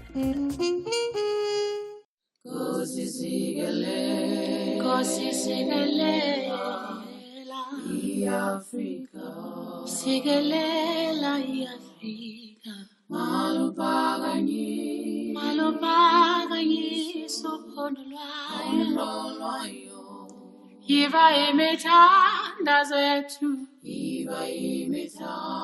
imithandazo yethu sibe moya munye sibe moya munye noba sekunzima emhlabeni noba sekunzima emhlabeni sihlukunyezwa kabuhlungu sihlukunyezwa kabuhlungu. Are you still struggling to remove burnt-on food from your cookware? You need the new Bauer Diamond Fry Pan from Verimark. Unlike ordinary pans with food drowning in oil, Bauer Diamond is manufactured with a diamond grid surface that elevates your food to cook partially on air for far healthier cooking. With Bauer's new diamond non-stick coating, nothing sticks. Not even burnt milk is a match for Bauer. It simply peels off in a flash. Get your Bauer Diamond Fry Pan now from your nearest Verimark store. When it's just been one of those days, the one thing you need is a meal that tastes like everything's gonna be all right. Make it a day, the Quarter Pounder way. I don't know about you, but I know what I want. I want to be entertained. I want to be thrilled. All of the jets. I want excitement. I want options. variety. I want it today, tonight, tomorrow. I want it all. That's why Hollywood Bets.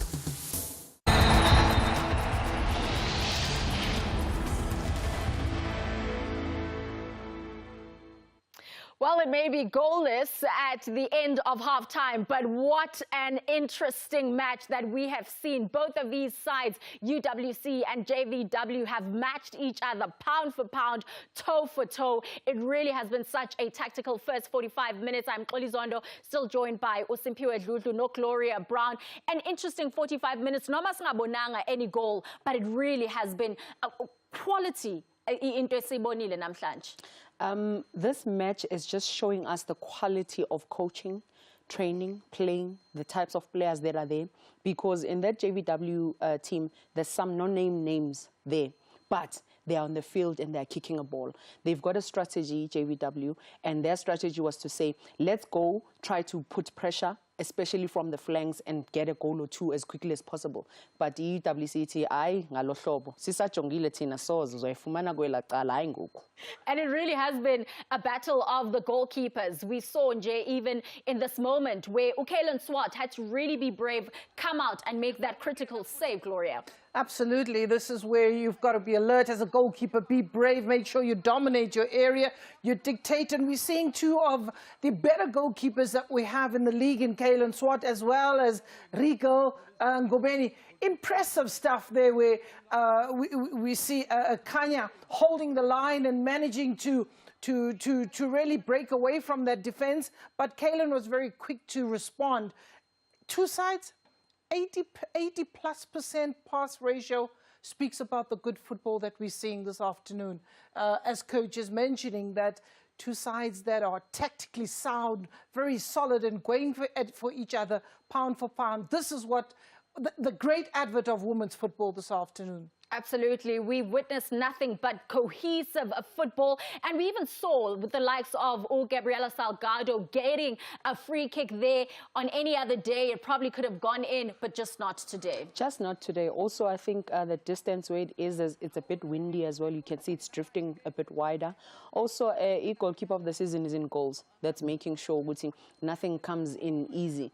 She's well positioned to say, if it starts dipping, I'm in a good position to just go and attack that ball. Sisakhuluma ngaye, the goalkeeper of the season, Regal Ngobeni, naye also making critical saves here in the 41st minute. What a save. Oh, it's been a brilliant, brilliant piece of work. Her positioning, her timing, and just making sure she keeps her team in it. Look, we can't take anything away from Manyawa. She's done exceptionally well, whipping that ball, dipping at the right time. But the goalkeeper getting a touch. And I think many people have always asked, what did Regal do to deserve the goalkeeper of the season? Today you're getting to see why she's such quality and why actually JVW is being forced into set pieces, and because UWC trust their goalkeeper such that they say rather go for set pieces if we can't match you in certain areas, because we trust that our goalkeeper will do the job. Well, both of these teams come into this encounter on the back of victory. So they want to make sure after the second half that they do walk away with maximum points. The question who will it be? Is it going to be JVW or UWC? When we come back from the ad break, we take a look at the substitution list and what maybe these teams can change as they look into the last stanza.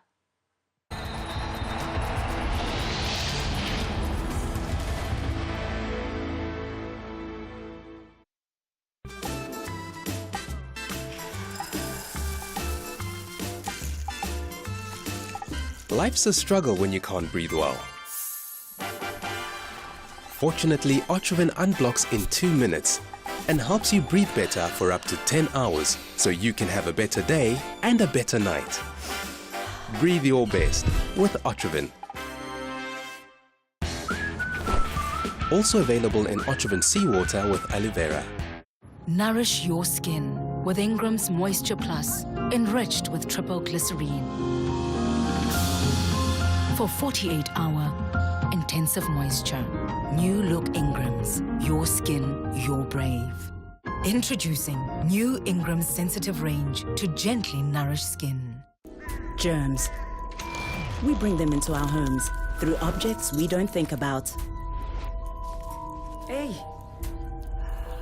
But now I'm not worried because I've got new Dettol disinfectant spray. With a simple pss, pss, it kills 99.9% of germs and is effective on all kinds of surfaces. So protecting my family from germs is a simple Dettol pss, pss. New Dettol disinfectant spray. Pss, pss. Germ-free, easy.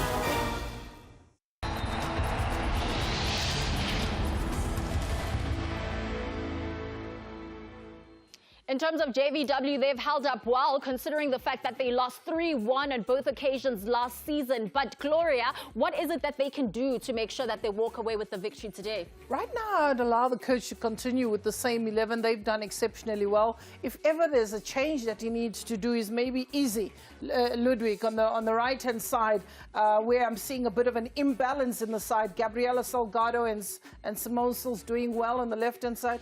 Maybe one can look at Nogwazi Nomia to come in instead of Lizzie and just switch the few players around. But other than that, just keep it solid. The Giant Slayers, UWC, they want to continue on that great momentum. They need these maximum points. I think Ukanya Klesi, she's not as mobile. Maybe a Pilisa could come on where she'll be stretching the defense and making them work a bit harder. Umanyama, no Hertz. And I think Mama Bulo, maybe she can come on into midfield to replace Umanengela, because she's also more mobile, will retain the ball more, so that Usbulele just focuses on being a defensive midfielder. And into is Kataza, especially with that first match, was just the condition of the pitch and some of the injuries that were sustained by some of the players. Are you worried that that also has an impact on the result that we are seeing right now? I think the ground is definitely a bit heavy for the players' legs. You'll see a few stretches here and there, or the players complaining with cramps as they go on. But I've certainly seen a JVW look a lot more, play with a lot more fluidity. This is their home game, so they pretty much know where the areas are to avoid and where to maybe push the opponents to. So yeah, but having said that, the football we've seen has been pretty impressive. Yeah. I don't want to lie about the pitch or anything, but we've seen two teams that have gone in there, fought hard, forgot about the condition of the pitch, and given us some a great spectacle. My gut feel tells me that we are still going to see more quality tactical football in the second half. Let's now take you to the Wits Sterling Park, and of course in commentary, Tulimiya Nosphiwe Mkhonza.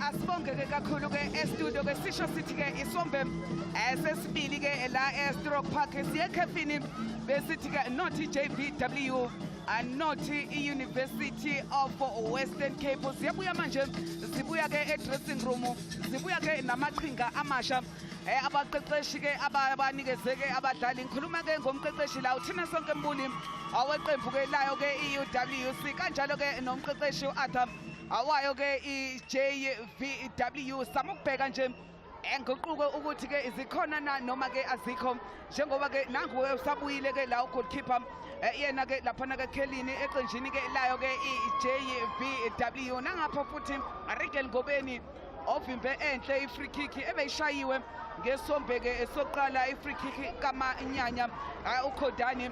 Basakhona ke futhi ke nabo ke lapha uJenny van Beek ngiyambona ke ukhona abuyile ke lapha noSalgado laphana ke ukapteni abengena ke ngasohlangothini lesinxele, ikakhulukazi ke laphana ke ngesombe ke sokuqala. Kanti ke nangapha futhi ke onoxolo ocesane oke wakuthinteka kancane ngesombe ke sokuqala ke ukhona ubuyile. Nangu umqeqeshi thina sonke Mbuli akhuluma ke nezethenjwa zakhe ezimbili unoxolo ocesane. Akhuluma ke futhi ke naye ke uSibulele Holweni oshaye ke winning goal ngesikhathi ke bedla ke iSundowns. Olona Themba Mhlongo ubuyile ke naye odlala ke njenga ke center back awalaphana ke kwaSwayimane ke eMgungundlovu eMaritzburg. Awudlala ke okokuqala ke kule season ke eqenjini ke layo ke iUWC, ngoba ke ngesizini edlule ubedlalela ke iDurban Ladies. Analo ushintsho lokuqala ngempela, amamabolo uyangena, bakhipha ke laphana ke uNondumiso Manengela ke ushintsho ke lwakhe uMbuli. Amkhonza uzositshela ke ukuthi ke lo shintsho lichaza ukuthini eqenjini ke leUWC. ebhola ke lizosuka ke lihlale ke njengoba ke sebeqedile ke ukuthi abenze ke inguquko. Uyabona ke size ke kulomdlalo ezolo sibone ke amagoli angu-25 emdlalweni ke eyisithupha. Namhlanje ke sabona ke 6 goals ngesikhathi ke iSundowns eshaya ke iyona ke TUT. Lokho ke kusho ukuthi ke 31 goals esesiwabone ke kule weekend. Asazi ke lokho ukuthi umdlalo ke uzophela kuphi ke sizobe ke sesikubonile njengoba ke ihlasela ke zisuka ke iyona ke IUWC ishintshile ayona ke laphana ke TUT noma lapha IUWC uNondumiso Manengela ophumile waseke kwangena ke uMamabolo. Coach is trying to give a double pivot between Uolweni no Mamangol, because if you pay kahle, once you stabilize that midfield again, including a progression in the center, being but Utina feels good. No longer stabilize it to over to remain now fresher legs in the midfield because the battle is on the side. Asibone ke laphana ke esane athi ke uyadlula kodwa ke akudluleki ke yena ke laphana ke ucesane odlale ke kahle kakhulu ngesombeko sokuqala wavela waphisana ngebhola ofikile kumagama JBW iqala ke emuva Janine van Beek uthi akusondele ke yena ke laphana ke usisanda amadlala Janine van Beek phasi yakhe yinde kodwa yinhle futhi kodwa ke liphakeme ke iflag othiwa ke sekukhona ke i-offside kuyena ke uMata Amahlawula.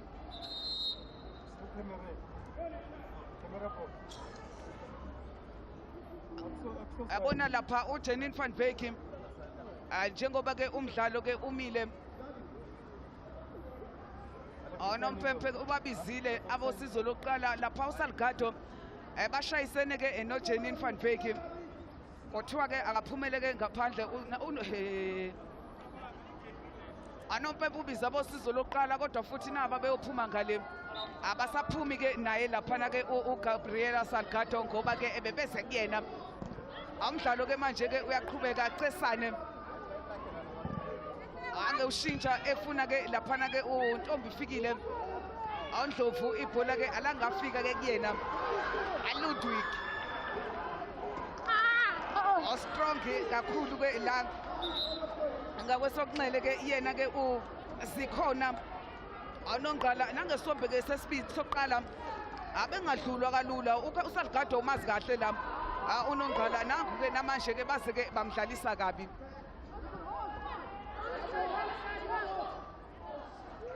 throw in Sibulele Holweni 21 years awunamagoli ke amathathu kule season angikholwa ukuthi ke uyolikhohlwa igoli alishaye ke ngempela sonto edlule angoba phela ke beyiqopha umlando yenza into esesiside isikhathi amaqembu ke ehluleka ukuyenza iUWC ngesikhathi eshaya ke laphana ke iSundowns abaze ke bamshaya kabuhlungu onoxolo ucesane umadlala engena ngemuva but utholile ibhola. What's important, you were able to come just in front of Tsana Waltoli Paul. The contact was pushed by momentum yakhe. Ingakho ke ngempela ke sibona i-free kick singaboni ikhadi ngoba ke unompempe ke ubone kahle sibone nje nayi futhi enye futhi ke i-free kick iyasondela iUWC kuthiwa ke bekukhona ke abaphushayo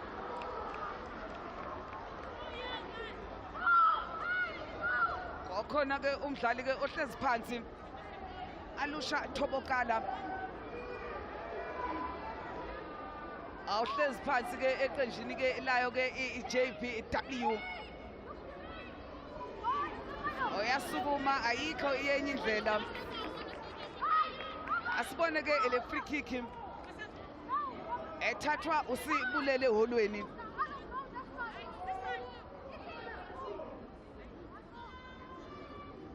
Asibulele Holweni ke uyena ke othatha le free kick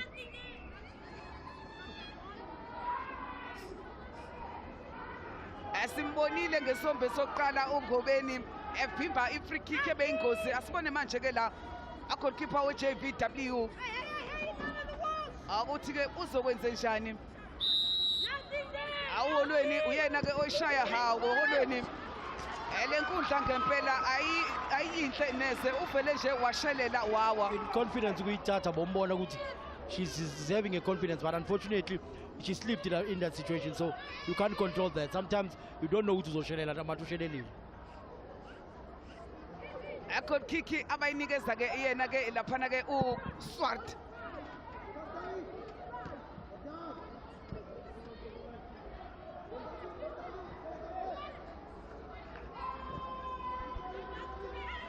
Esane ngakwesokunxele awabhala kamnandi ke laphana ke uTenin van Beek. Ananga umuntu engena nje uzodlala kabi. Ama yena ke lapha bedlalisa ke kabi ke uMagama. Ethola ke i-free kick izothathwa ke ugoalkeeper JVW. Salgado unamagoli amane kule season. Yena ke uGabriela Salgado udlale futhi kuona wonke ama-junior national team njengoba ke enama-caps angu-19 ebanyana nakhona futhi unamagoli awu-4 ku-under 20 udlale 29 games washaya amagoli awu-19 na-under 17 futhi ke 32 caps wase ke eshaya ke 17 goals uGabriela Salgado 23 years nje kuphela. Nangu uJenini uphethe imbhaso nje uJenini usekhohliwe ukuthi une-yellow card. Nangu namanje khenza umuntu ushuthi imbazo loRucelembo. Angazi mina awuna unoxolo ke laphana ke uNompempe uyamxolela yena ke uJenini kanti une-yellow card. Bayazana kwi-national team njengoba ke edlalisa kabi ke uAmogelangi uMotawu. Free kick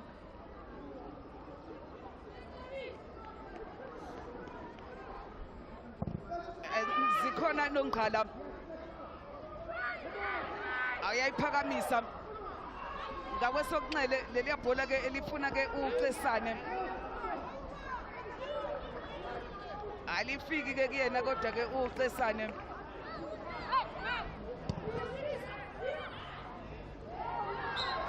waphinda ke wasedlala kabi ke yena ke futhi uCesane ithola ke i-free kick i-JVW. uMadlala edlula laphana ke uMadlala base ke bemvala. Esombe esesibili igoli asikaliboni.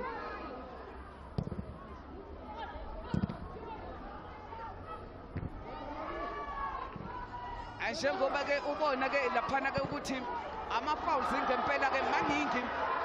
Nayenye futhi ke ngisakhuluma badlalisa ke kabi ke uNongqala 14 noma ke 10 akuyona ke i-JVW kanti ke awu-8 akuyona ke i-UWC lo hlezi phansi ke uzikhona Nongqala.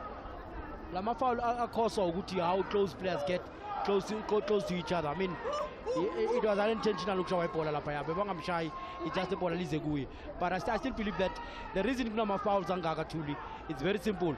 The teams are pressurizing each other, especially when they don't have ball possession.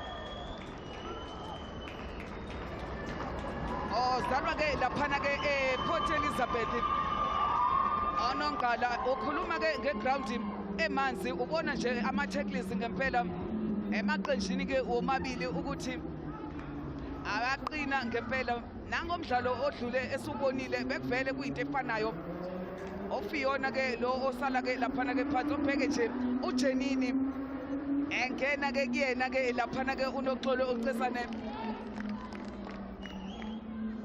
njengoba ke esehlezi phansi ke uzikhona Nongqala abazosukuma ke bese ke bayaqhubeka ke nawo ke umdlalo. Yabona namhlanje Onyandeni onamagoli ke amahlanu kulona iqembu ke ele-JVW uhlezi ngaphandle ukhona la enkundleni ke uyabukela iqembu lakhe njengoba ke lithwele ke kanzima. Salgado ukhona ke enkundleni anamagoli ke amane abo babili ke banama hat trick oSalgado ke benaye ke laphana ke awunyandeni Boitumelo Rabale naye ke futhi ke omunye umdlali ke one hat trick wayishaya ngesikhathi bedla ke iDurban Ladies esithente bafuna ke laphana ke uLudwig eboxini Mudli Ludwig ebhola ke laseke eliphumela ke ngaphandle bebefuna ke yena ke laphana ke uSimone 16 years nje kuphela endlela ke amncane ke ngakhona uyena omncane ke kunabo bonke ke la enkundleni asibone nje laphana ke Mamabulo akuyona ke laphana ke UWC kodwa ibhola ke libadukele bafuna manje Isabella Ludwig oyavimba laphana ke ubaba Mhlakaza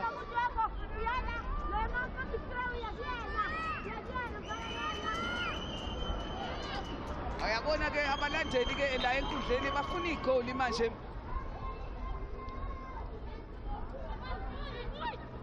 ale yakhona ke iyonakele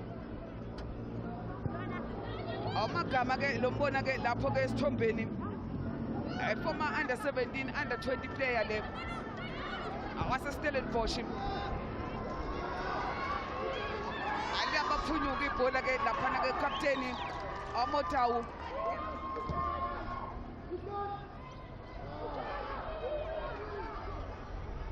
Ludwig naye futhi ke eliyamphunyuka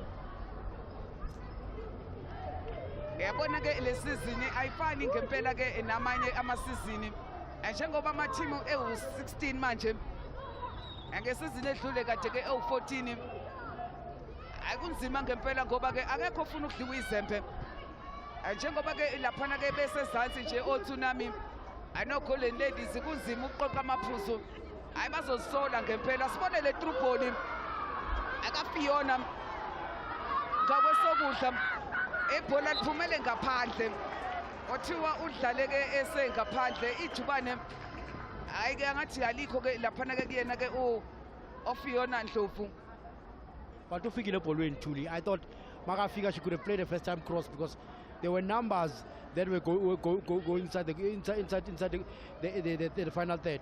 I mean Uklesi was there, Muta was there, no win. Afiona ke naye ke udlala ke isizini yakhe yokuqala ke kulona ke iqembu ke elikathina njengoba ke esuka ke kuyona ke iSaso League esane elindlela nangedlula soke sibone lase ke limphunyuka ke ngempela ke uCesane lase ke limphunyuka ke leliyabhola ke yena ke unoxolo Cesane but she's not using it to her advantage or advantage your team because he's got a skills, he's got a speed. She needs to try to eliminate the essence of a skillful player, especially in the wide areas, is to try to eliminate. And if there's an opportunity to play cross, you play cross. Or combination play or final ball.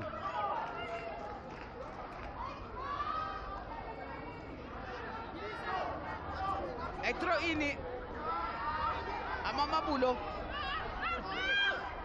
Abafuna la palm jumpana labuyela kuyena ke Mamabulo. Oyabathathela manje ke laphana umuntu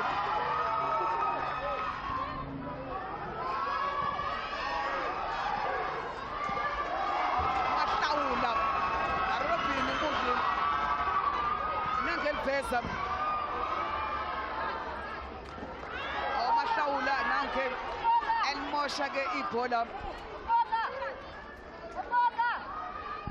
okhona ke ushintsho abafuna ukulenza ke abayo ke iJBW ngibona ngathi ke manje ke kulunga laphana ke uThana Hollis aThana Hollis bayamkhipha awumadam bayamkhipha umgadli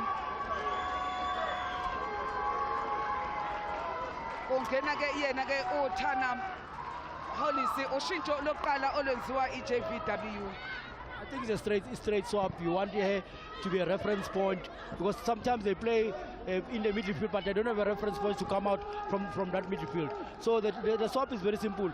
You bring in a target man in order to have a reference point to come out from midfield.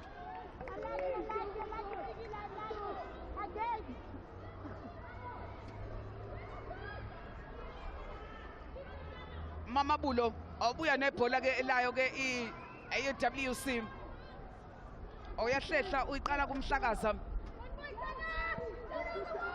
goalkeeper of the season Angobeni waphisana ngebhola walithatha uJenini nangu belivesela Robin Moody ngathi uyaliveza naye wasesebenza ke laphana ke uLona Themba Mhlongo yabuye JVW ngakwesokunxele icross enhle ayithatha ugoalkeeper Ricken Ngobeni. You can see now the balance of play is swinging to side the JVW because still they're using the left combination Gasols no Salgado on the side gives them a progression. So I think Utina where UWC needs to pay attention on the right hand side because there's an overload on the side which was suffocate Umaja no Kakala. Control umdlalo ke manje ke lapha Mama Bulo uyabuya unikeza uFiona wasifaka kwi-traffic bamphuca Janine van Beek i-owner le Janine van Beek banikeza manje Isabella Ludwig the founding member le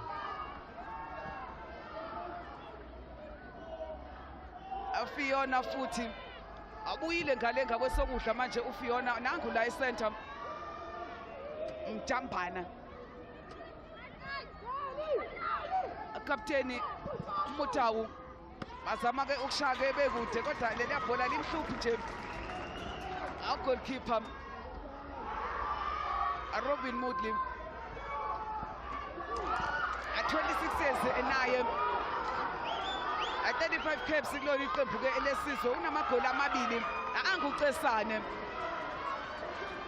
awuyazidlulela nje akanankinga nangesusa amehlo ebholeni ke yena ke lapha ufikile emagama wasifaka enkingeni kodwa ke waphinde wazikhipha yena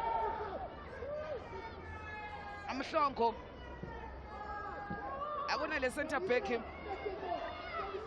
base ke bemdlala kabi ke laphana ke Lona Themba Mhlongo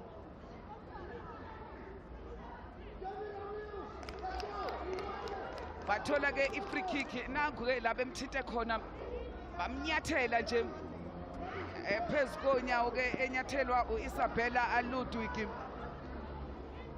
awuyasukuma uMhlongo abona ke la obhekele ya 10 kuningi nje uyadlula lapha uNoxolo Cesane mahla amaphasi esithende osiphasela yena obheke nje litsheka khona la phambi kwabo hayi muhle laphana ke uNoxolo Cesane awungakhohle ukuthi ke ukhona la akwi crowd obheke kudlula yini ukhona ke crowd amqeqeshi Desiree Ellis ubabhekile asibone bafuna yena futhi ke uCesane ngakwesokunxele kodwa ke lemshiya nje kancane leliya bhola yabona la kwi crowd ehlweleni ukhona umqeqeshi Desiree Ellis ayakuyabaphoqa ukuthi abanyusa amasokisi abadlala enkundleni angalo walokho bazozibona ke besala ebhanoyini elibheke eMorocco ngempela angawo ke awuJuly asibone manje Alusha Athobokela 33 years yena ke uThobokela anaye futhi ke unama caps ayo ke abanyana ke awu80 64 minutes ebhodini egoli ke asikakaliboni elinye ibhola ke ebelifuna ke yena ke uFiona laphana ke ngakwesokudla ekuyamshiya Collins ongene ke khona manje kulomdlalo ke ibhola lakhe liyamshiya naye bavele nje bamaka ke kalula emakwa ke uyena ke laphana ke umhlakaza yabona ama-center back e-UWC anemzimba emncane nje umabili umhlakaza nomhlongo kodwa bayasenza isiqiniseko. Lalela, it's about application. It's not about the size of your body. It's about your mental application, the intelligence. It came manje to the size of your body. It's account manje. What counts is how intelligent you are.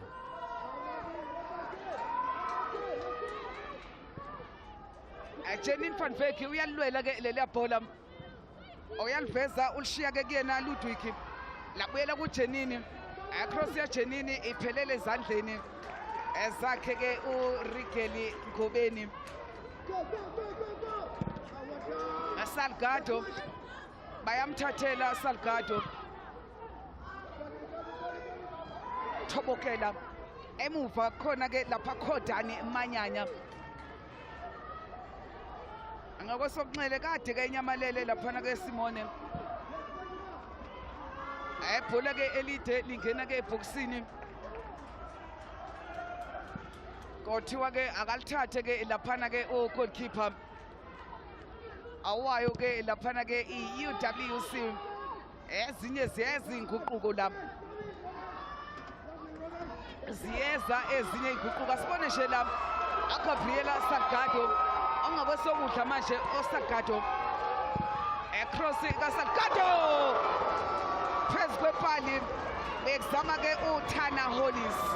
You can see he break near Salgado on the left hand side defensive here UWC. Salgado could cross. Hollis in this situation. A very good course. He just couldn't find a connection right in terms of directing the ball. I think now Valameh because I think she was aware. Poison because I think if she opened her eyes, she was going to give it a direction. Kothiwa ke akadlale lapha uRigel Ngobeni. Kothiwa ke akadlale ke yena ke uNgobeni. Uyabona ke emuva manje ke nangehlehla laphana ke uSimone.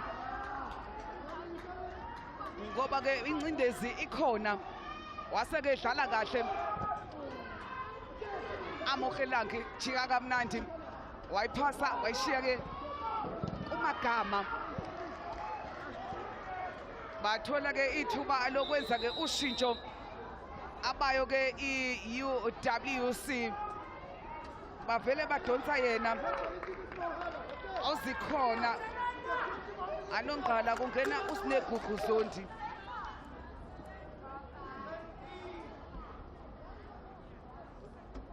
Akungena ke uSinegugu Zondi bamkhipha futhi ke la uFiona uNtomfikile Ndlovu. Kungena ke uTiffany Korti. Elona ke lolo shintsho olwenziwa ke iyona ke i-UWC. It's a like for like to the coaches putting in fresher legs.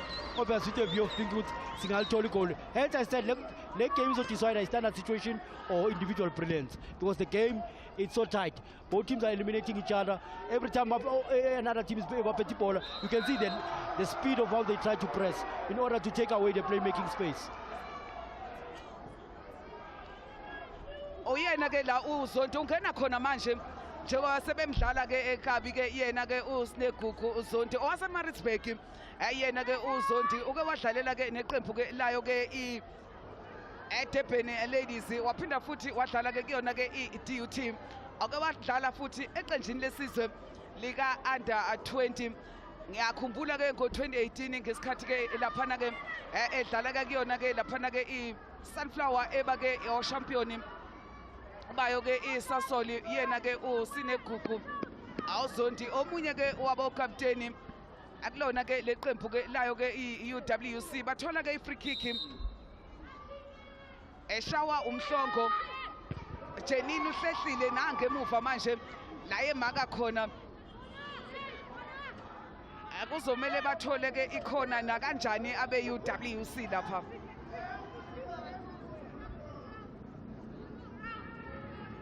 Ozomele ke ebathole ke le yakhona eyothathwa ke uyena futhi ke uZondi. Ethathwa ke uyena ke uZondi.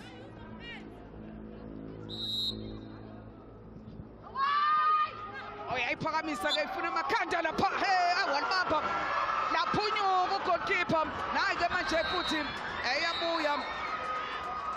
Onompempe khona futhi ke akhala ngako lapha kodwa ugoalkeeper cishe owafaka amanzi endlini. I think it's a foul on Janine van Beek. Already used it to lift herself up. You see from the start of the situation. Already was using Janine to extend herself up. So that's how the Bribolo he fouled. Nangu ke la le khona ke yakhe ke uZondi. Awubethu ufuna ukulanda njengekati laphunyuka ibhola goalkeeper. Asibone nje uJanine van Beek uhleze emuva manje. Isedlala njengane center back awuJanine. Awusedlala nje laphana ke emuva ke naye ke laphana ke uHersi. Erini Hersi 24 years. Yena ke laphana ke uHersi. Esane. Lele bhola ke udlale ke selingaphandle. Yabona iball possession. Eselokhu uqalile umdlalo 55% bawunikeza ke iUWC kanti ngapha ke 45 bawunikeza ke iyona ke iUWC noma ke iJVW. Salgado wamosha. Ayo strong uMagama akudlule kalula laphana ke kuyena ke ufikile eMagama aholweni bafuna uLona Themba Mhlongo.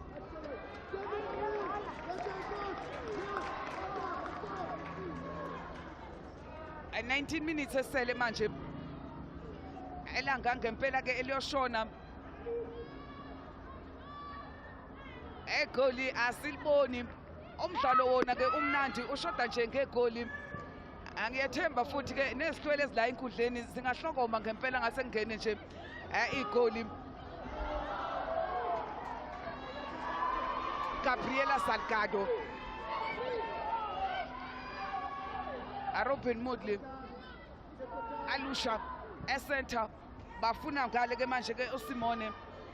Janine van Beek yamshaya ke leya pass van Beek nayi ke manje ke i-through ball banikeza Cesane nangedlula nangemshaye kude lapha ebhola ke lakhe liphuma kude namapali. I think now she has reduced the level of taking people on because of Mhlambe lose ball guy 1 guy 2. But again, confidence needs to come from the bench or teammates. Guti, Kubeka wins what you are doing as long as it's progressive, as long as you eliminate players. Yabona ke iUWC bazodlala ke nayo ke lapha i-first touch emdlalweni ke uwabo ke olandelayo mabesuka ke kulomdlalo. Emva kwalokho kuzoba Captain Derby badlala ke nayo ke iVasco da Gama. Umdlalo ke uyobe ukhona ke laphana ke eUWC stadium. Emva kwalokho ke bese ke bephinde bedlale ke nayo University of Johannesburg. Njengoba ke bethola ke ikhona abayo ke laphana ke iUWC.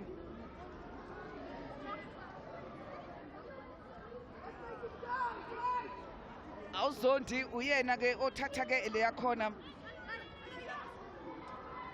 Awuzondi uyena ke othatha aleya khona uyayiphakamisa. Baya defender kodwa ba defender ngasepalini labo abayo ke iJVW enye futhi khona.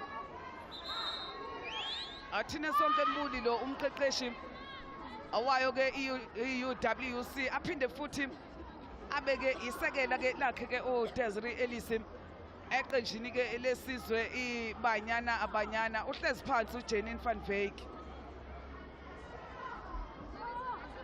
Athintekile ke uJanine van Beek athi sibone nje ushawe ke ile bhola ngesikhathi ke defend ikhona akaconnectanga nge-forehead uyuze the upper head. That's why ngathi ukuthi ukuthinte kancane sithi imshaya inyoni uyabona uKhakhai limshaya uKhakhai. Yeah, limshaya uKhakhai. Enye ke ikhona ayasukuma uphumela ke ngaphandle ke uJanine van Beek. Enye ke ikhona ezodlala ke lemzuzwana ke ishoda ke iyona ke iyona ke i-JVW ngibona isayini lapha akuthi ke ngathi ke bazomkhipha uJanine van Wyk.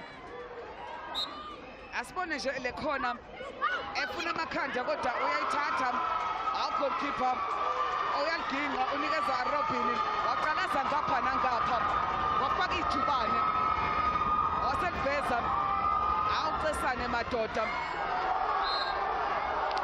yahlaselwa ukhona yamakwa ukhona bathola i-free kick enikezwa yena futhi laphana ke ucesane ngoba ubedlula wasembamba uRobin Mood.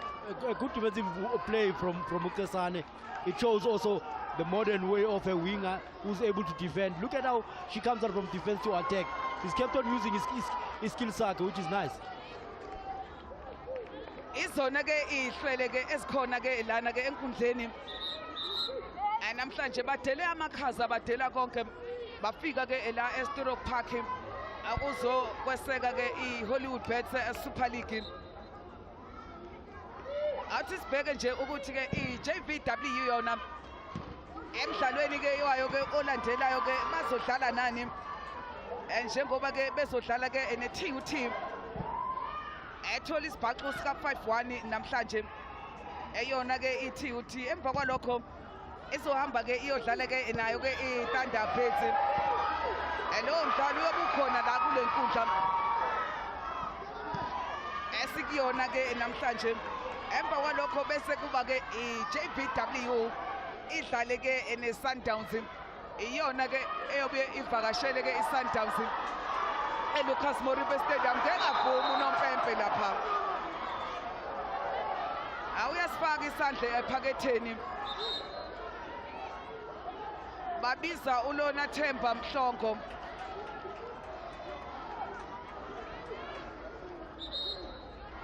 awunompempe enonjabulo Ndlela ubiza uLona Themba Mhlongo uyamnika yellow card futhi imfanele. It was a good tactical foul. Mangayibheka lapha ya Thuli. If you allow their play to carry on in bypass, it could have talked something different. Ngabe counter attack for EJWV. So it's important. Good. Sometimes as a player we need to be aware to make that tactical foul so that we can recruit. Wabuya ke la uKhodani Manyanya ushaya i-free kick enhle ngesombe soqala bona le ozama ke ukuyiphasa kodwa ayifiki ke laphana ke ku-goalkeeper ngendlela ke abefisa ngayo. Ngobeni 26 years abe graduate futhi ke kulo nyaka yena ke uNgobeni ngoba ke imfundo ke bayazi abadlali ukuthi ke ibalekile sibone nje le cross esheshayo anayo futhi ke iphelela ke laphana ke ku-goalkeeper Kelini yabona ke o-goalkeeper namhlanje bobabili 26 years 26 years bobabili bana abakhona futhi ke laphana ke eqenjini lesizwe banawo ke ama-caps futhi ke bobabili hayi ke bayazethemba. Asibone le 1-2 Gabriela Salgado bamlahla phansi Salgado thuka kabhuke awuzondi uyena ke odlalise laphana ke uSalgado asahlezi phansi ke Gabriela Salgado uyoza sukume ngoba kamnakile unompempe awoza sukume njengoba esukuma nangempela amdlalo uyaqhubeka. Isabella uphasa kahle unikeza Robin Moodley wake ucabanga ukuthi udlala yedwa anompempe nangu ekhuza akazi laphana ke uRobin ukuthi ngenzeni nompempe kodwa uhlawulisa yena. You'll be surprised bekaphethe ibhola yena abantu bahlawulisa yena. Wavele ke wathwala izandla ekhanda wavele ke wathwala ke izandla ekhanda amawashing lapho donse umuntu ngamawashing akusho ukuthi bekufanele ke le free kick bayinikeze ke yona ke iUC abadlali ke abanesipiliyoni ke laphana ke oMudli wayekhona lapha ku-World Cup ka-under 17 eTrinidad and Tobago ngo-2010 anawo ama-tackles Janine van Wyk engena ke ngempela Anangu ubuyile uJanine van Wyk.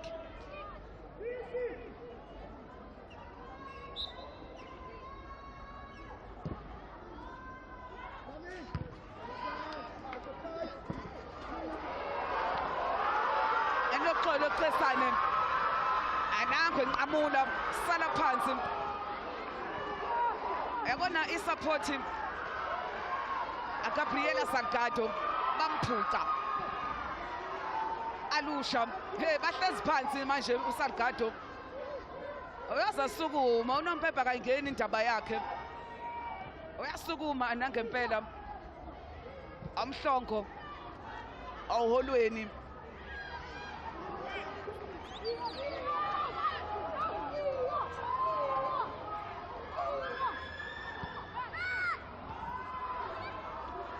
anangu futhi uCesana ayamshaya yabona akasafuni manje ukwenza izinto eziningi usafuna ukukhahlela epalini azama inhlanhla. Importance of getting a goal. She understands, man. They need to get the goal. She's using the right. She's coming inside from the left to the central area. And when she sees that goal, she checks an opportunity. She should be doing most of this. That's why she needs to reduce predictability. Eyashintsha UWC. Ungena manje awubongeka aGamede bayamkhipha uholweni yabona ke uGamede awudlala ke njenge defender uzalwa ke eXhopo ekhona ke eKZN anaye futhi international ngoba ke udlalile na under 17 na under 20 yabona ngo2019 wayekhona ku World Cup eFrance isipiliyoni sodwa lesesila kuGamede isipiliyoni esikhulu leso Julie but if you bheka nama principles bazodlala ngoMamabulo noGamede as double pivot in order to protect that defense. Asibone la leya bhola ke elihle kodwa phuma eceleni kwepali kuthiwa ke akube ke ikhona amaMabulo okhuluma ngaye njengoba ke kuyena ke obezama ke akubuza lapha epalini ke lakhe ke uKelin Swati ulimele ugoalkeeper olimele abosizo lokuqala ke bayafika bazobheka yabona lapha kukhona okuphikisana okukhona umqeqeshi ne-medical team yakhe bayaphikisana i-medical team ithi uJanine akangaqhubeki nomdlalo umqeqeshi uthi akaqhubeke. Julie i-situation if umdlalo usafisa ukuthi aqhubeke it's about umdlalo uzizwa kanjani. So a medical team from outside will never tell a player ukuthi phuma if umdlalo usafuna ukuqhubeka adlale. So this interchange it's not for me iplayer malifuna ukudlala liqhubeke liyekeni. Ayi inkinga ngempela ke eliyenzakala ubheke nje awusadliwa isithende emadoda. Hayi ezami nayi shibobo ezami lezi shukela ubusubonke lo. Hayi ngempela ke sikubone konke namhlanje ke la Esturok amagoli siwabonile iskili esasibona konke ke sikubonile yabona ke umdlalo ke umile angoba ke ugoalkeeper uthintekile nangomunye umdlali ke okade sibonisa izinto ezinhle namhlanje onoxolo uCesane nangu noJanine uJanine kuthiwa ke naye ke akafuni uphuma njengobusho ukuthi yena uzizwa right ukuthi ungaqhubeka nomdlalo nangu no goalkeeper manje edale zakhe lapha uNgobeni angifuni ukubambisa ugoalkeeper ukuthi the scenario ayenza siyayazi iyenziwa kakhulu na ku PSL where ama goalkeeper will sit down in order ukuthi ucoach ayenze what we call a throughput coaching.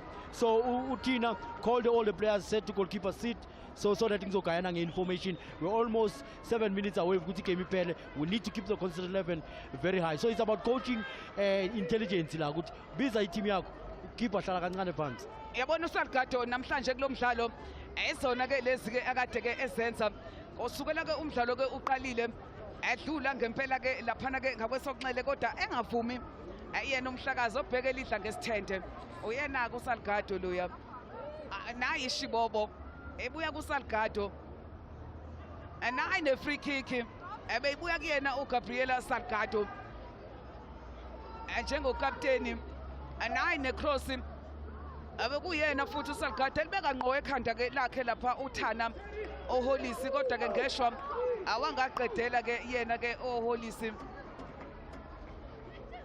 umdlalo ke kuthiwa ke manje awuqhubeke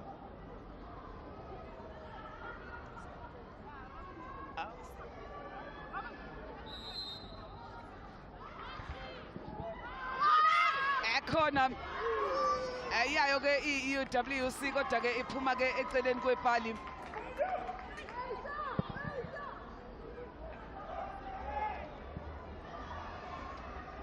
Salgado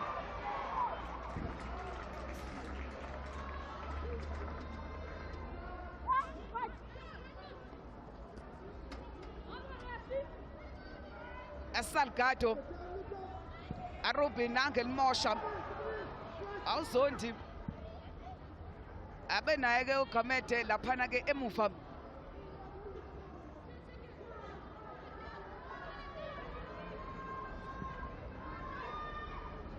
Robin Salgado baningi kuyena uSalgado bamlahla phansi walithatha uMamabulo waphasa uMamabulo uyabona nje itempo yomdlalo manje seyivele yehla uyabona nje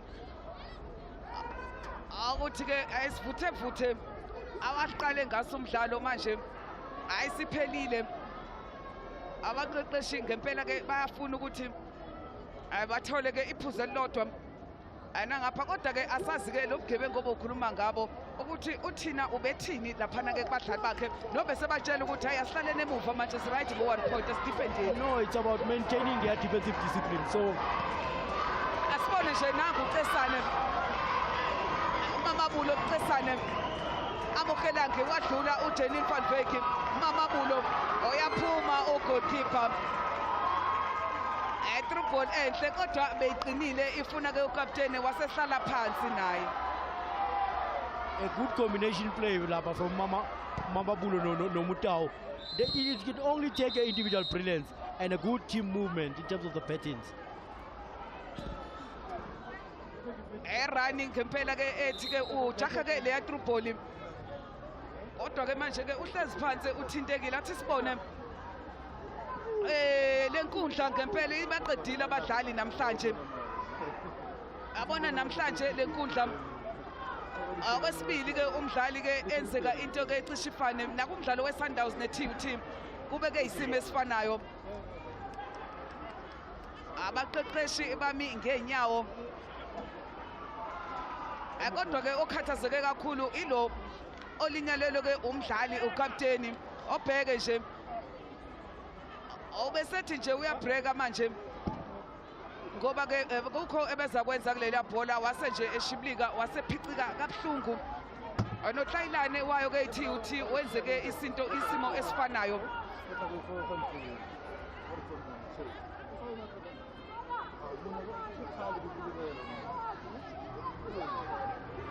yabona ke imvula enezolo ayona ke edale ukuthi ke inkundla ibeke ikulesimo ke eksona namhlanje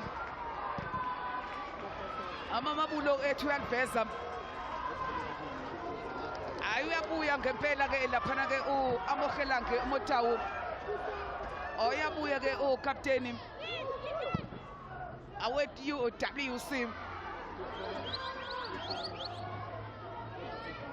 amanenjana manje ke ukuthi ke umdlalo uye ke ngase maphethelweni ilanga lishonile ngokude Cape Town kuyona ke UWC Cesane awadlula madoda uCesane Gamede oyayiphasa unikeza amamabolo yabona namhlanje lo mdlalo uyalideserve igoli indlela omuhle ngakhona Gamede futhi uyalibiza uZondi bamnikeza uZondi bathatha Holisa noma ke lapha Thana Hollis Salgado Sauls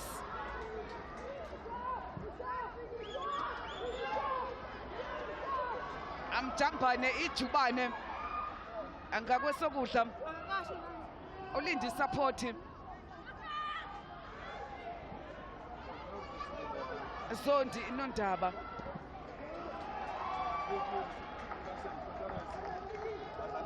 alona Themba Mhlongo ne yellow card Mhlongo uyayibiza umagama bayamnika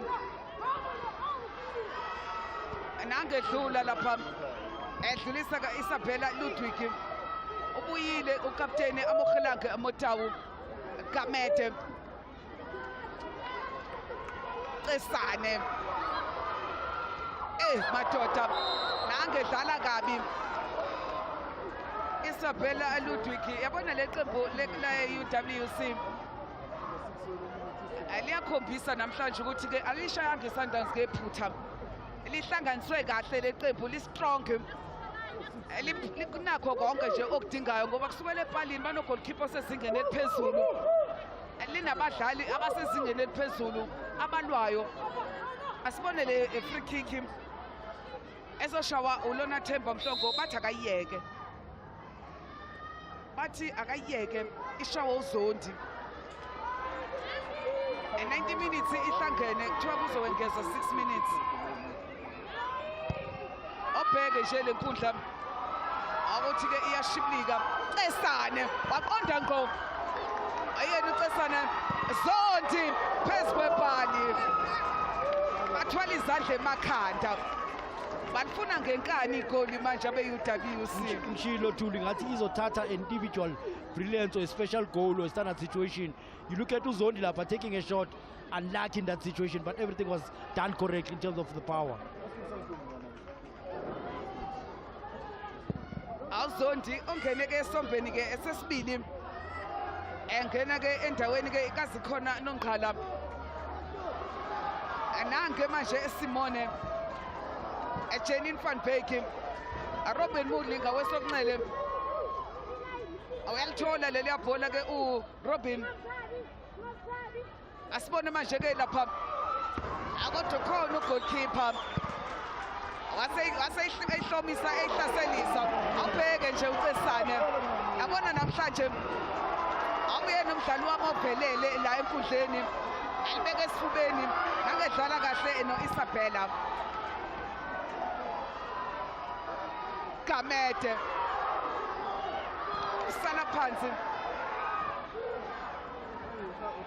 sala phansi uGamete yabona uzoshaya igoli manje uyawunqoba umdlalo ophela leya through ball enhle Salgado cross thatha ugoalkeeper Umnandi game manje Julie sekufuneka ungqondo kule game within the game the way lokho ngakhona funeka uCesane funeka uSalgado to take responsibility manje uyabona manje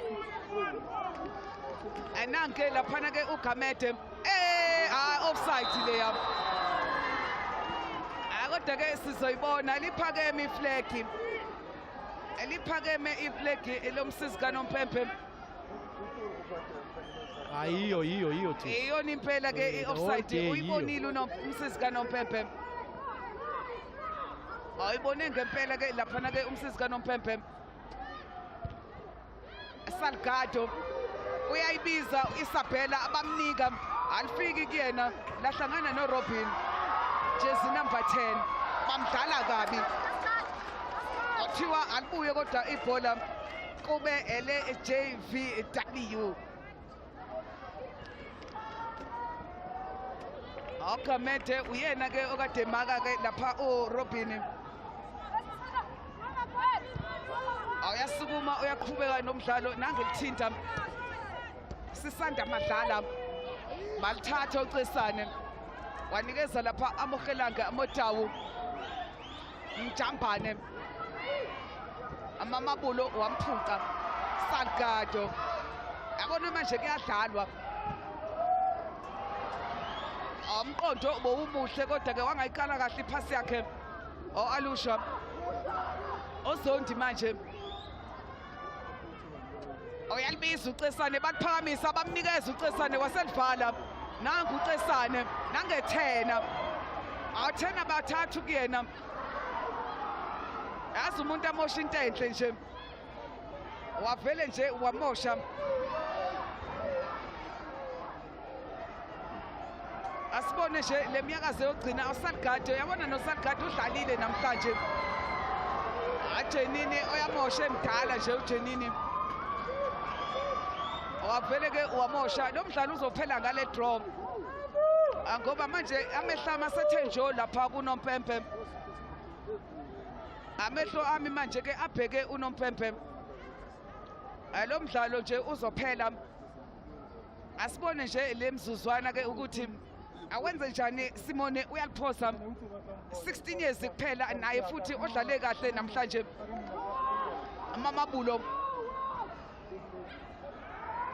Kamete bamlahla phansi ha unompempe athi umdlalo uqhubeke Zakhali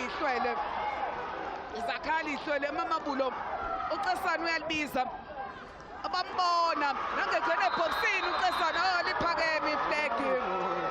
liphakeme iflag kuthiwa ke offside awuCesana ngiyathemba Mkhonzi uzovumelana nami ukuthi yabona lamaqembu abasazodlala nawo mabengadlala ngale performance azothwala kanzima iphi offside lapha. Definitely is a wrong call. I'd say offside le Julie, but going back to what you said, we important to highlight ukuthi JVW really found a test namhlanje against UWC. Sometimes the strength of the team is tested when you play against better opposition. Hollis angene esombeni ke esesibili anangu manje eshaya ke icross bafuna ke uSalgado awubheka ukuzethemba koGamede eboxini ba Chester Robin Mudlim Janine van Beek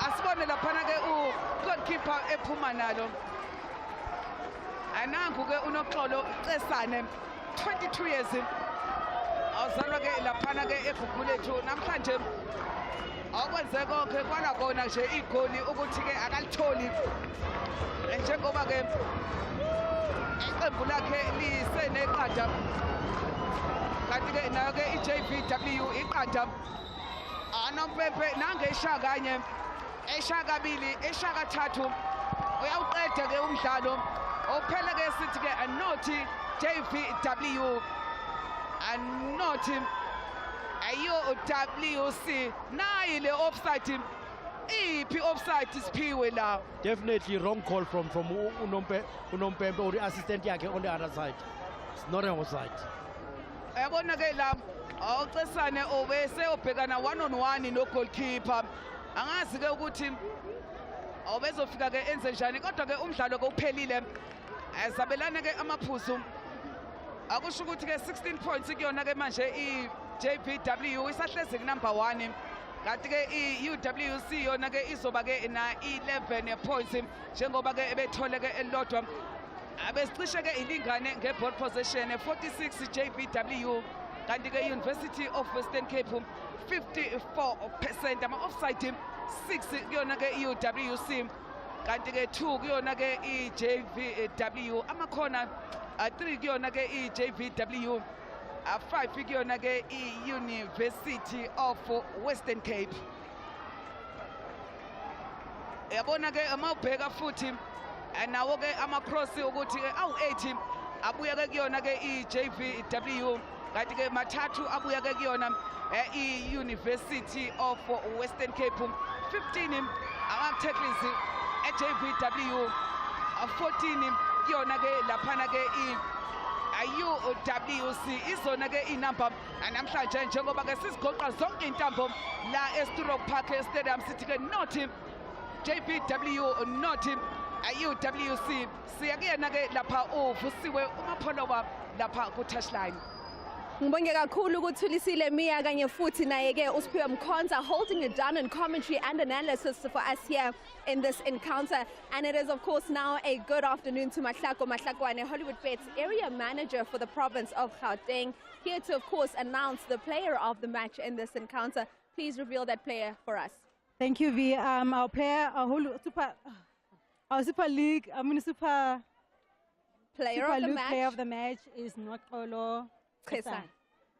There she is, the lady of the moment. Noxolo, congratulations to you. We can just do that handover quickly of that 2,000 Rand check as well as that Hollywood Bets Super League trophy. Noxolo, siswami, sikubonile usebenza kakhulu namhlanje kulo mdlalo. We saw the flamboyance coming from you, but just unfortunate not to find the back of the net namhlanje. Yeah. Ndiyabulela olithuba. Anamazi. But be tough game kakhulu. And at least sisebenzile nathi because of into esimotivatekileyo la win. Otherwise, if besingawinanga besofika apha sibethu. But because of we had motivation behind us, then yeah. So ndiyabulela. Ibinzima yo. Sibonile ukuthi ibinzima ngempela. Ake sikhulume mhlambe ngeflamboyance yakho. Sibonile iskill lapha ya ufuna ukushaya ama spikes uyenza izinto eziningi. Kodwa emva kwalokho ungakwazi ukwasebenzisa lamathuba ukuthi ukwazi ukuthola igoli. Andazi manje. Kwale kuphi?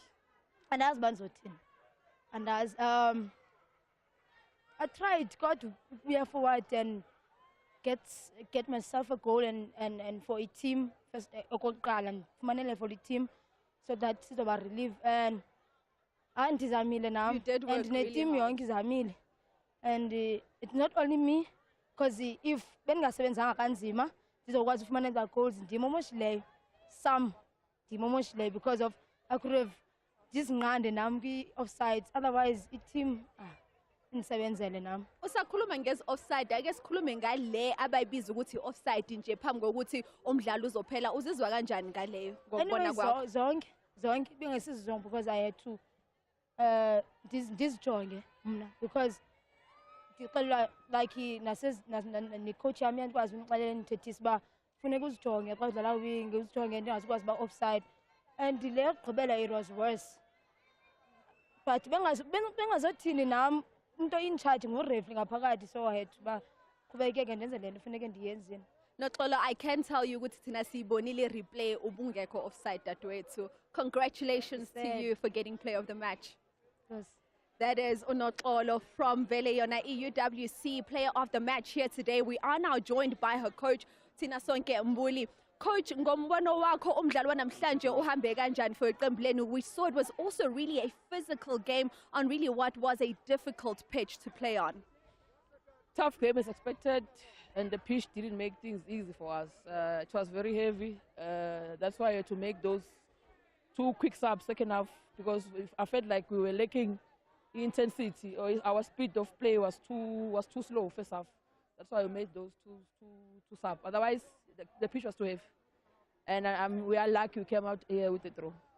Certainly, coach. Mhlambe sikhulume ngamathuba enwatholile kulomdlalo kakhulukazi uma usuzophela. We saw a new fire, a new spark coming into the team, and some of those offside calls which were made la benzothola khona amathuba ajabulisayo ngempela.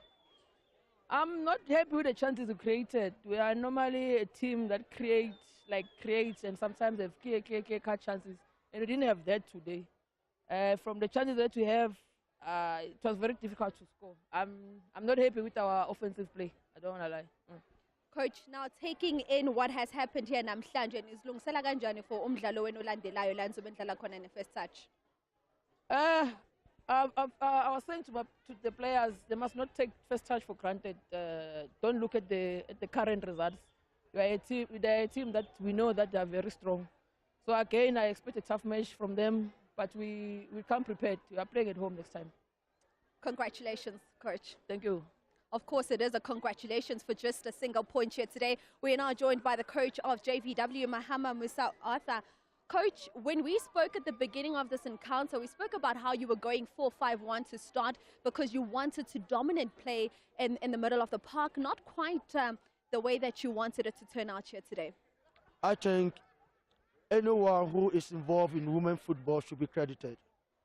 I think women's football should be supported and loved. Stadium should be filled to capacity. I think this is beautiful to watch. And like I said, football can, what you think or what you prepare for might not be what you're going to get on the field. And credit to UWC for them to come out to our home ground and actually perform the way they perform. That was great. I give credit to my girls, honestly. They gave everything. I can't ask for more. We just couldn't get a goal, but it was a great game, a great 50-50 game. Well, midfield was 50-50. They win, we win, we win. So it was a good game. I really appreciate. But I think the level of women football in this country is really growing, and just a matter of time that South Africa women football will actually start speaking to the world that we are coming, and I'm very happy to be part of it.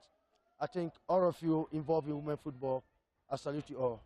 Certainly, Coach. And before I let you go, just a bit of a discussion around Janine van Wyk. We saw a bit of a discussion, or rather an argument, between the technical team and the medical team on whether or not she should stay on the field and play, or whether she needed to be substituted out. Talk us through that. Okay. Of course, the doctor was not happy because he said Janine had some concussion or something. So we needed to make that sub. But, that's the crucial sub. Janine was really the one holding the midfield there. But yes, human life comes first. So I called her and I asked if, we want to take her out. She said, no, she's fine. I said, no, are you sure? She said she's fine. So I said, okay. I mean, she's got a body, she knows. Because it wasn't like she was playing bad. She wasn't playing bad. So if it's not anything serious and she feels that she can continue, then of course, we can just leave her on there. And I like the fact that people want to die for football, and this is good. And that's why I'm saying women football, to be honest, should be respected, honestly. When you see things like this, on the field, it's something that you could, I'm just going home to sleep. I'm happy. I'm really excited about the performance from both sides. This is good. This is very good. A happy coach taking away a point. And finally, before I let you go, you are up against TUT away in your next encounter. What do you now take with you into that game, given what has happened here today? I don't know what the games are one after the other, honestly, but that's It's another women's crazy football. one. Yeah, that's another crazy one that we're going to go in. Look, we believe in hard work, and we are going back to actually look at where we could have heard them, where, we've got a video of their game. We're going to sit down and analyze the game and see, where can we head them. We're going to fight like we fought today. So it's a 50-50 game. We're going to go home and actually look at their video, and we'll see what we can do. But I believe in the work we've put in from pre-season, like I said earlier on, and I think that has played a big part because UWC is really a very good team. And our work in pre-season has really played a massive, massive part today. And I think if we can carry on like this, look, mistakes happen in football. You never know. Certainly. Thank you so much, Coach, and congratulations Thank you. on that Thank 1 you. point. Sure.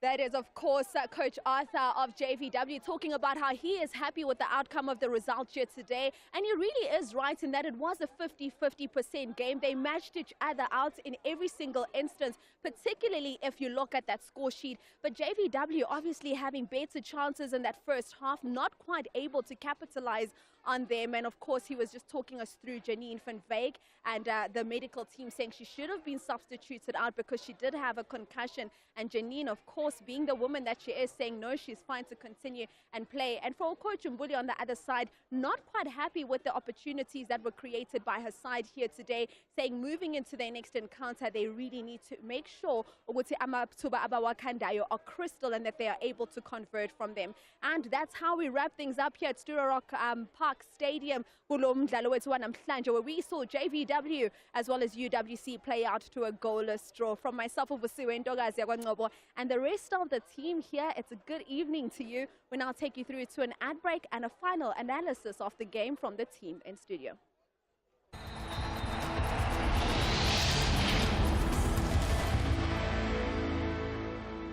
Ease Night Capsules are specially formulated to prevent and relieve the kicking, throbbing, and aching symptoms of nighttime cramping and restless legs. Cramp Ease Night Capsules from the Muscle Care expert.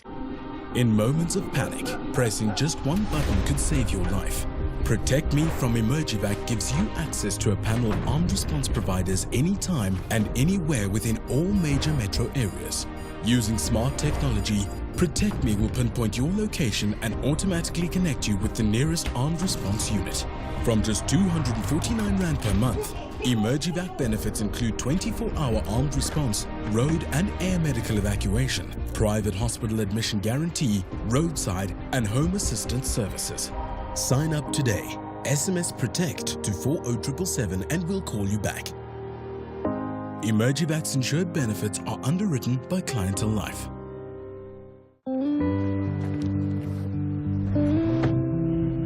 Don't worry, you got this.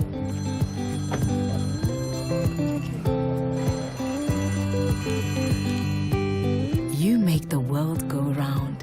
and can't afford to let pain get in your way. You need fast, effective pain relief that gets ready to work in 10 seconds on the go. It's the same Grandpa you trust. Kushintsha style kuphela. Grandpa, trusted for over 100 years. Guaranteed rewards are back. You can now upsize any qualifying meal to medium or large on the McDonald's app and get guaranteed rewards. Gaming, home cleaning services, shopping, gift vouchers, travel, and more rewards are up for grabs. Cool, right? Pull the app and start redeeming now.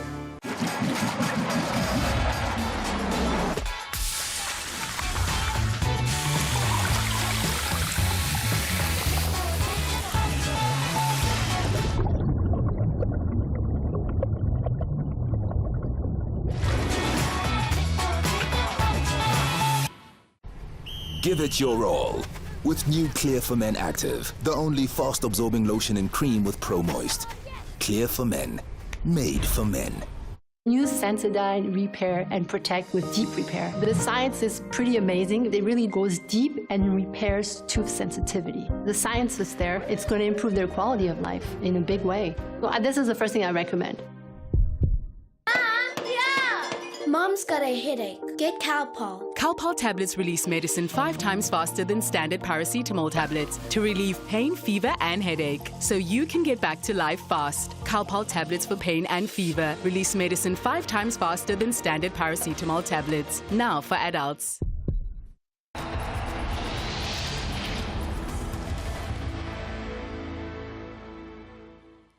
Welcome back. What a way to wrap up the double header on this Super Sunday of the Hollywood Bets. It did end in a goalless stalemate between JVW and UWC. But for JVW, the solitary point, very important because it now takes them back to the first position, which is where they really started before the encounter today. And it also means that in their 3 head-to-head meetings, JVW now can confidently say they have been able to salvage a point against UWC. I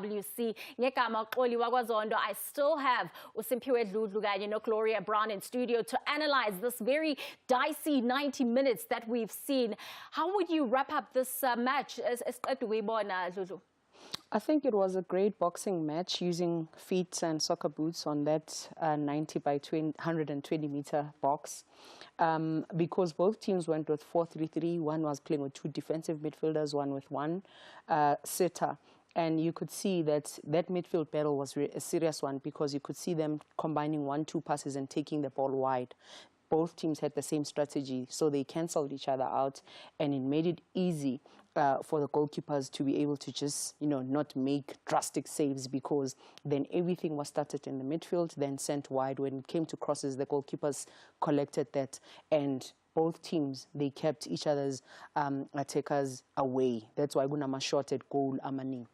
And yes, Gloria, coming into this encounter, a lot of eyes were on UWC, especially after what they were able to achieve last weekend, beating Mamelodi Sundowns ladies. And we thought we were going to see something to that effect or even better. But it does look like a JVW did their homework. Absolutely. I think both teams, both sets of players gave everything on the pitch. The pitch, though, stole the show. We were robbed of even a much more better game between the 2 sides.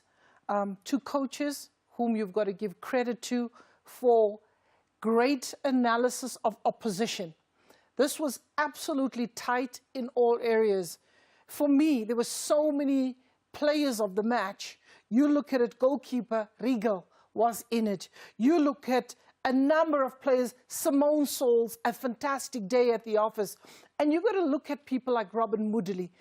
This is one of her better games that she played in today that I've seen, that is. But what a fantastic advert for women's football. And we need to celebrate this product that we have. And we need to nurture and continue call out on sponsorship to say, here is women's football that can give you the excitement.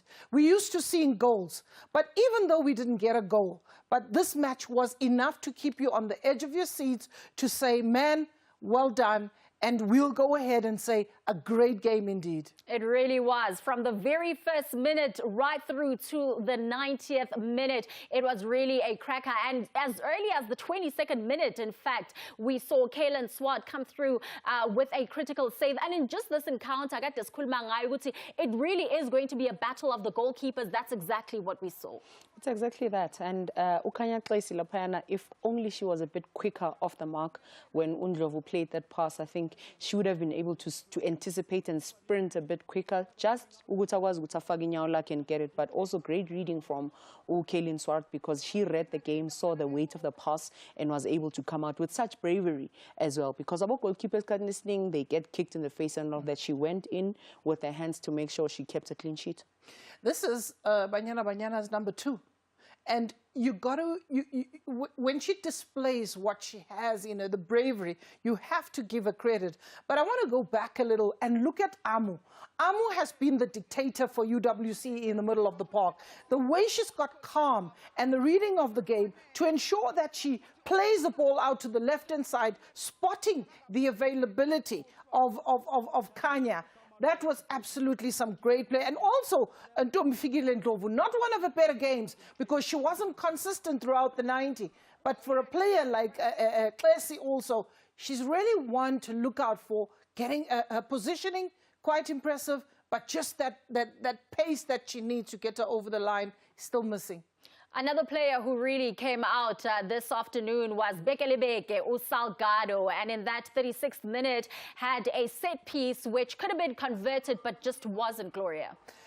Bekelebeke, I think when you look at this game, when it came to the set pieces, JVW were forced to take the set pieces. And you can see Bekelebeke, her frustration there to say, you know what, Regal has really been on top of the game. Let us try and maybe take the shots from distance. And you could actually see that a number of forced errors from JVW, hoping that they would probably benefit from such. All right, and of course, the goalkeeper of the season, Urigal Ngobeni, one of the other contenders for player of the match, came out with a stunning save. I'm impressed to see Umavungu displaying such. She's been consistent with that left foot from her tax days, recovered from a very hard injury on her ankle. And to see her being in the Hollywood Bets and still the consistency of her to hit the target from that distance. I mean, she just went to it, drop shoulder, you know, and it's the strength that she has. Today she was employed as a left center back compared to other days when she plays left back. And she did really well with her weight and all of that. You know, she's not the fastest, but her positioning was great. And I think that's why also it was easy for Kaylin to just keep a clean sheet, because Uhetznai, they really combined well in set pieces. She was good. Oh, absolutely. And of course, that first half had ended in a goalless stalemate. When we do return from the ad break, we'll give you all the action from the second half.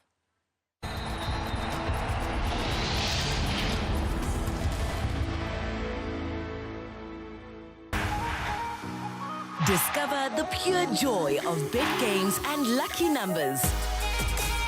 The non-stop action of Lucky 7. Classic card games. And every daring roll of the dice.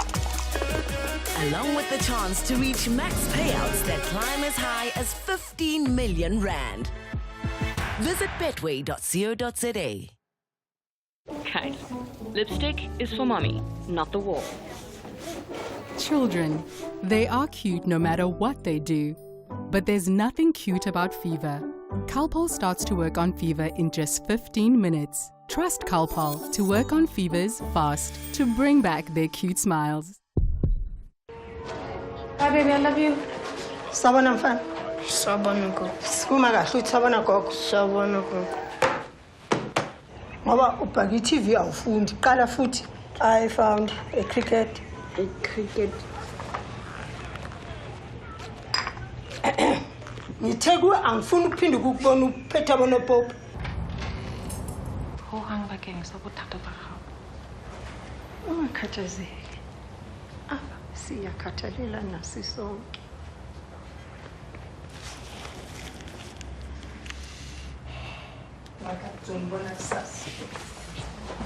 Only 2% of children's books published in South Africa are in African languages. Your generosity can help ignite a love for reading amongst our youth. Share your homegrown story. See Cadbury Story Edition packs. There's a glass and a half in everyone. People are eating more and more acidic foods, which can cause enamel loss and may lead to tooth sensitivity and yellowing. Pronamel will drive in more minerals into the enamel structure so that the enamel is stronger and more resilient to acid. New Pronamel has been specially designed for enamel protection.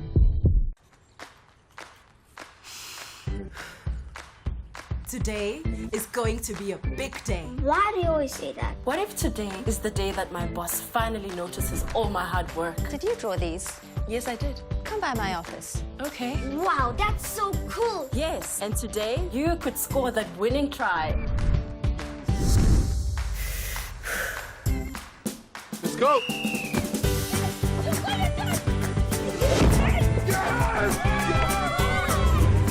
Wow, today can be a big day. Whatever happens, we're ready. With Aquafresh confidence, today can be a big day.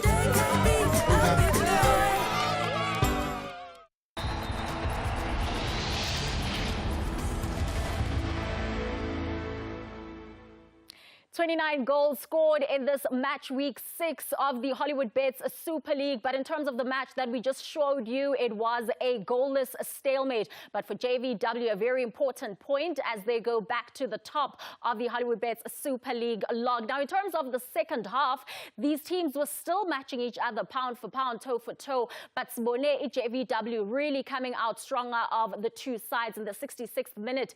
It was Uholis with that attempt at goal. Not going through, but an attempt nonetheless. An attempt nonetheless, because Ugebi, when she was playing on the left side, we didn't see a lot of crosses coming in from the left, but mostly on the right because she could just cut in and cross. And now she gave us more width going to the right. And I think for Ulokunja, Hollis not being able to connect with it, it's because she didn't jump higher. If she would have just jumped a bit higher, that cross would have been perfect for her. But also it just tells you the flexibility that JVW has to say their wingers can go either side. And I think I enjoyed instinctness yake no Souls, because whenever she dropped, Souls would go and overlap. Whenever she came into the middle, Souls would go. Whenever Souls is up, she would fill up in that left back position. So layer combination ya Boboy too, it was incredible to see because she can cut in and shoot. And in this case, she moved to the right to play that cross. It was good. I also got to see a little bit more balance in the second half. The minute Gabriella moved to the right-hand side, because in the first half, you found Izzy a little bit wanting. And you also got Nokolo putting a lot of pressure. But great work by Simone to diffuse the situation of Nokolo Tsesan and making sure that Gabby was given that responsibility to whip in the balls. And again, perhaps for Hollis, just the jackknife, the technique in that occasion was a little bit wrong. But again, learning and continuous learning, these things will come right.